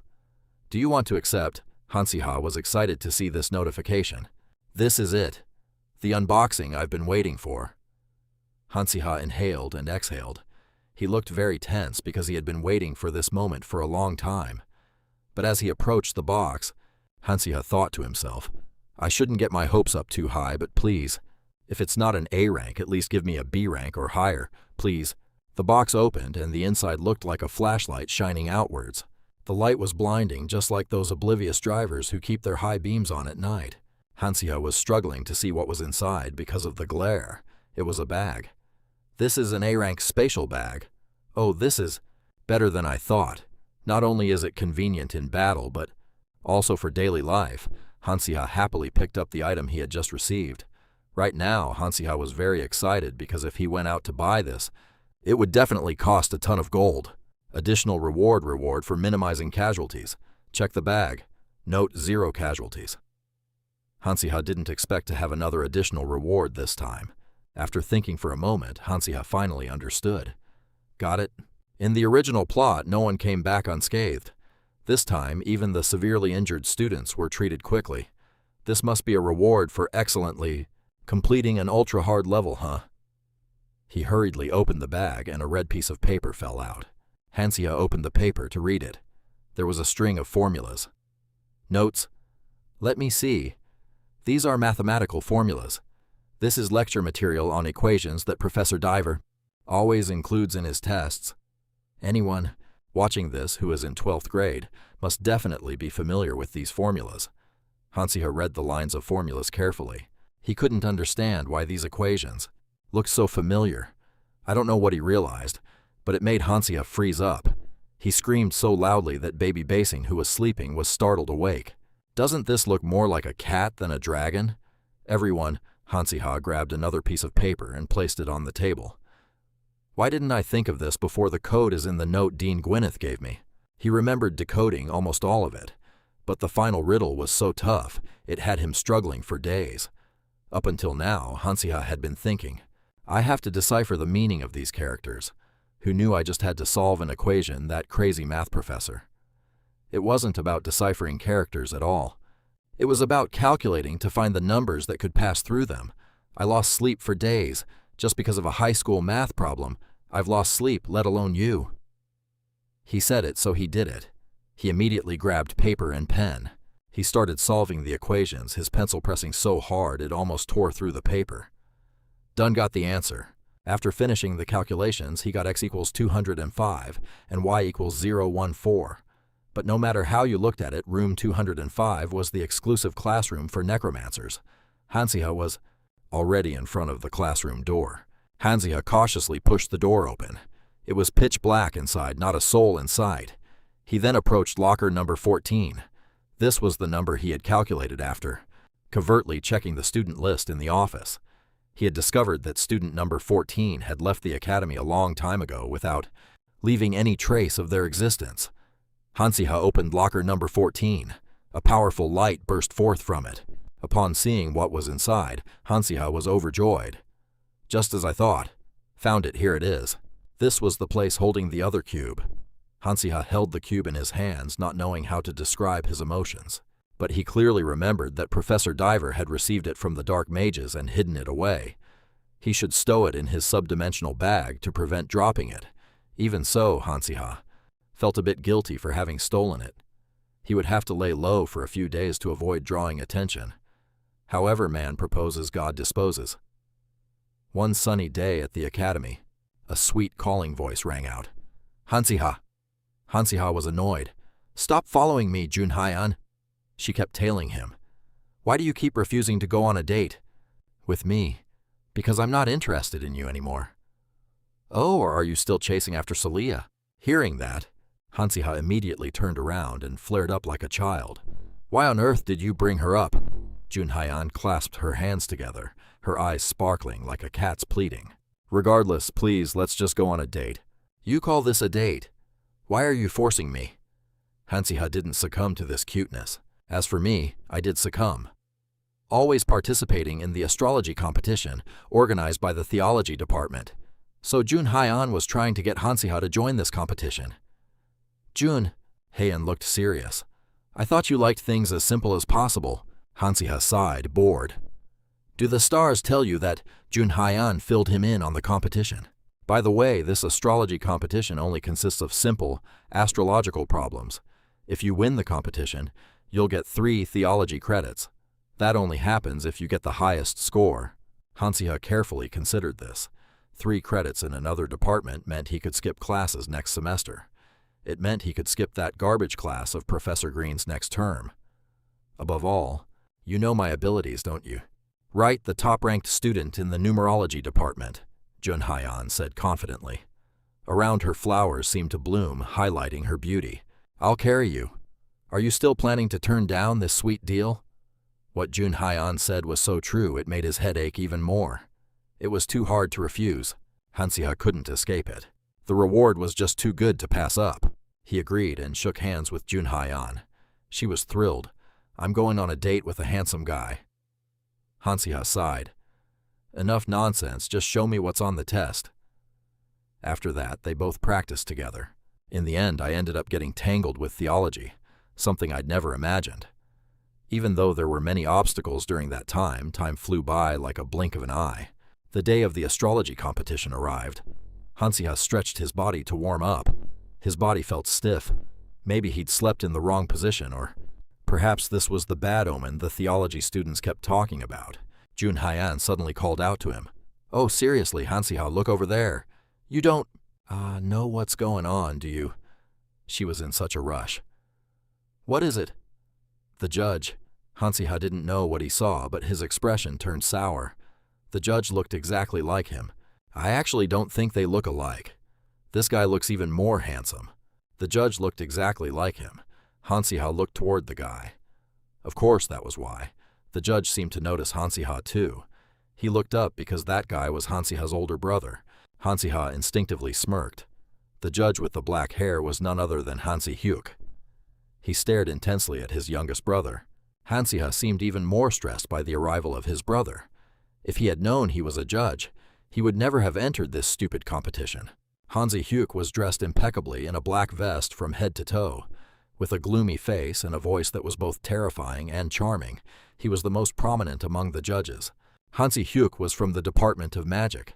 He had started studying astrology when he was only 12 and became the greatest prophet of the Aden Empire. He was a genius prophet. He was someone who had followed the right path from the very beginning and was also Hansiha's older brother. Hansiha rested his chin on his hand, depressed, with no more will left. The only problem was that Hansiha was the legitimate son of Count Taisu, while he was just Hansi Hyuk, an illegitimate child. Growing up in a world of discrimination, Hansi-hyuk always harbored a sense of inferiority and resentment toward his younger brother Hansi-ha. It was easy to understand.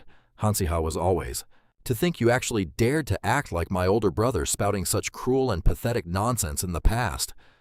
You aren't even a legitimate member of this family, yet you dared to try and claim that position. How truly pathetic." He said things like that back in the early stages of the villain arc, which just makes the current Hansi-ha cringe at such foolish behavior. Hansi-hyuk turned back to look at Hansi-ha with a gaze that couldn't possibly be more affectionate. Just look at those eyes. Does that even look like an older brother looking at his younger brother? He's worried. Now that he's become a genius prophet escaping the shadow of the family and his status as a bastard, he probably doesn't even want to see my face. It would be terrible if he acted petty and gave me a low score. While Hansi-ha was feeling down, Junhaean was in a great mood. Hansi-ha figured it would be fine if it were just him. But since Junhaean is on the same team, it would be awful if we got disqualified. Junhaean, innocent and oblivious, beamed, "Let's do our best, Hansi-ha." This only made him feel more conflicted. All he could do was try his absolute best. It was time for the test, and everyone followed the rules while Junhaean sailed through the test. Hansi-ha had a bit of trouble, but he kept pushing through to the next section. Hansi-ha still didn't understand what was going on, even with Junhaean by his side, explaining and helping him out. Next was the section on moving objects. Hansi-ha managed to pass that easily, and now it was time for the team grading. Hansi-ha's team, from the magic department, is in the lead. There's no way. Is it leaked or something? The teacher hurriedly reassured them. That's right, because this exam was compiled by the contractors from the magic department, so it's impossible for it to be leaked. What should we do now? I understand your concerns about the high score. But student Junhaean was the top performer in the second-year theory exam, so that magic department student is just riding on those coattails. I wish the kids on my team could carry me like that instead of waiting until the very last second to hand in their work. Because of that, you should stop doubting and continue with the award ceremony. Hansi-hyuk sighed. Even though his face looked a bit gloomy, he was still incredibly handsome. Who knows what he's thinking? The teacher stood up at the podium, and now she would announce the winners of the team competition. The winners of the astrology competition are Junhaean from the theology department and Hansi-ha from the magic department. So after all that time spent burying their heads in their books, they both achieved what they wanted. Junhaean was thrilled, shaking Hansi-ha by the shoulders. "I told you we could do it." "Is this real?" "Of course it's real. That's thanks to me carrying us." Junhaean had to admit it, but Hansi-ha, you're amazing, especially when you could identify the objects in that box, even their location, shape, and color. Even I was surprised. He sighed. Thank goodness. Astrology isn't just about listening to what the stars say like some pseudoscience. It also involves analyzing the positions of planets and constellations by using calculations to evaluate their power. When you approach it with math, everything becomes much easier. Both of them walked up to receive their award. Junhaean turned to ask Hansi-ha, "You're a true genius. Do you want to join the theology department?" Hansi-ha quickly refused. "No, thank you. It was hard enough just getting into the magic department. Now you two will receive your certificates and trophies. Also, Hansi-ha, the judge Hansi-hyuk wants to meet with you privately." The teacher's words left Hansi-ha a bit confused. Hansi-hyuk wants to see me. Since he couldn't avoid it, Hansi-ha had to comply and go meet his brother. Hansi-ha was led to a luxurious room, sitting as still as a puppy while waiting for Hansi-hyuk. Is Hansi-hyuk even supposed to appear in this chapter? Since Hansi-ha is just a side character, his brother wasn't really focused on in the original plot. He sipped his tea blankly without even tasting it. He gave up. This guy isn't the type to do anything nice for him. Just as he thought that the door opened, Hansi-hyuk in a black suit walked into the room with a file folder in his hand. "You're here. Did you ask for me?" Hansi-ha sneaked a glance at his brother. Hansi-hyuk sat down and got straight to the point. "I have some advice for you." Hansi-ha was confused. Advice? If it were an insult, I'd believe it, but advice, I'm not so sure. As expected, Hansi-hyuk looked down at him with eyes full of contempt. "Tell me, you disgrace. What kind of cheap tricks did you use to get those results? You aren't a child anymore, so don't expect to be given a passing grade. Don't get arrogant. Hansiha thought, just as I expected. He started to get annoyed. I knew it. The way they looked at each other. I thought they were about to jump into a fistfight. How old are you acting so superior? Still the same arrogant jerk. Character really does show on the face. Hansiha set his teacup down. Whatever, just get to the point. Hansi-hyuk spoke leisurely. Why are you in such a rush? Nothing much. It's just that for this summer break, you are to stay at the Kastika family estate. Hansiha didn't understand. Why him of all people? Hansi-hyuk gritted his teeth. I said stay, so you stay. If you're grateful for the win, then learn to listen. He thought, does he think he's the only one giving out awards, Junhyan, and I got the highest scores, and there were other judges who graded us too, you know. Hansiha was furious, but he only dared to say it in his heart. I can go now, right? Hansiha didn't care anymore. He stood up and said, done then, I'm leaving. Typical him. Hansiha stood outside the door, sighing, even more confused about what had just happened. What is wrong with him? After Hansi-hyuk left a few days after the first semester exams ended, the summer break began. Hansiha held a book in his hand and wrote, Practical magic is… Hey, forget it. You've already earned enough credits from the astrology competition anyway. So from the second semester, you'll be skipping Professor Green's class. You look just like me. I used to cut class whenever it rained. Someone's calling out loudly, Hansiha, how did your exam go? Pretty good. How about you, Adele? Of course it went great. So Adele came looking for Hansiha. Seeing him packing his things, she approached and asked, Are you packing up? Yeah, I'm planning to head home for the holidays. She was quite surprised. Really, you've gotten close to your family again. Adele felt happy for him, but in Hansiha's heart it was a different story, and it showed on his face. Actually, it's not like we're on good enough terms to actually face each other. If I hadn't listened to my dear friend, I wouldn't have spent the whole summer break at the Kastika family estate.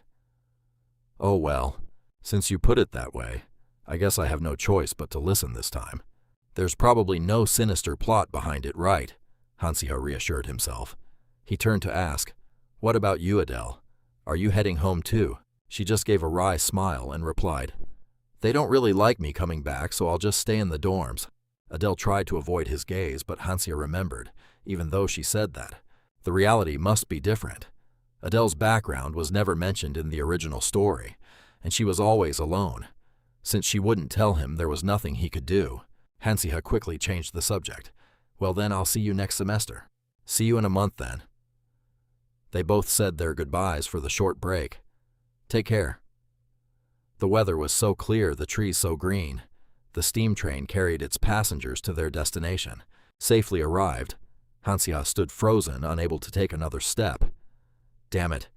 I don't know what he saw that made him laugh so awkwardly. His family's mansion shimmered. It looked truly magnificent. Hansiha stood there, suitcase in hand, unable to stop admiring it. So you finally crawled back. Hansiha, you really are a wasteful rich kid. I can't understand why he would waste his time studying dark magic in a place like this. If it were me, I'd be living comfortably after graduation. Hansiha stepped inside. I'm home. The butler raised a hand to stop him. Please wait a moment. These are the Count's orders for the young master. It turns out his father had ordered that he not be allowed in, without my permission. After delivering the message, the butler bowed. Hearing this hit Hansiha like a bolt from the blue. He truly couldn't understand why his father would treat him like this, like that toward his own son, who had just returned after a year and a half. Hansiha looked messy and miserable now. It was already late in the afternoon. The sun was already setting, and yet Hansiha still hadn't been given his father's permission to enter. The servants started whispering, Wow, he's still sitting there. If I were him, I'd have gone out to find a place to stay. So persistent, isn't he? Hansiha was blushing with anger. Hey, I can hear you, you know. Suddenly, the door behind him opened. Hansiha, exhausted, didn't notice what was happening. Only his father noticed the light. Seeing the light, Hansiha suddenly turned around, unaware of what was going on. He never expected the person walking out to be Count Hantesu. Hansiha's father looked at him and asked, You've arrived. Come on inside. Seeing Count Hantesu's actions, Hansiha was surprised and couldn't understand why he was suddenly being invited in. The inside of the mansion was truly more luxurious and opulent than Hansiha had imagined. The father and son dined at a small table. I'm not kidding. Count Hantesu looked very elegant while eating. I heard that the Ministry of Magic caused a scandal, leading to a trial. Is that really true? Looking at the dishes on the table, they looked delicious. It felt more like a feast than an everyday meal. After seeing all this, Hansiha finally understood why he was kicked out. He had thought his father changed his mind because he saw his son's grades improving. Turns out he thought he had caused trouble and was being punished. Well, it's understandable to be suspicious.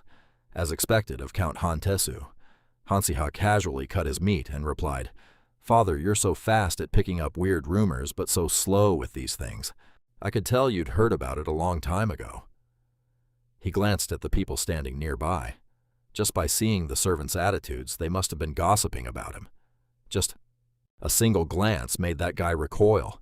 Hansiha looked toward Count Hantesu, who was still not grasping the situation, and continued, "And besides, as a father, you should have been curious about why your son went to the Ministry of Magic in the first place."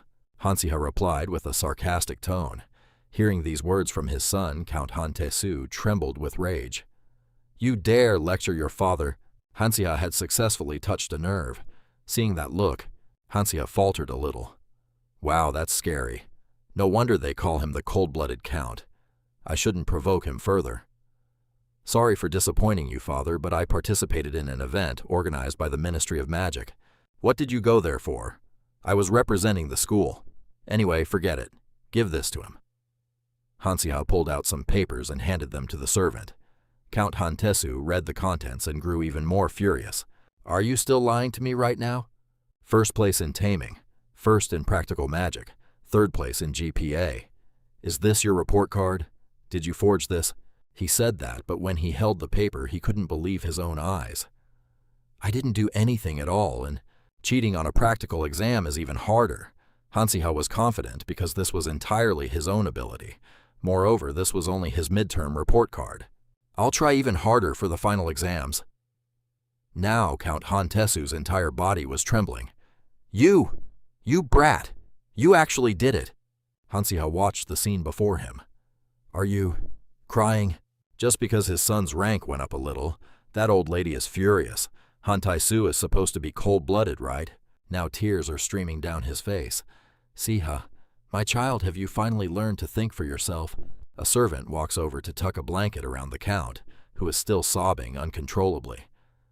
"You've grown up so much. Oh, I'm just so proud."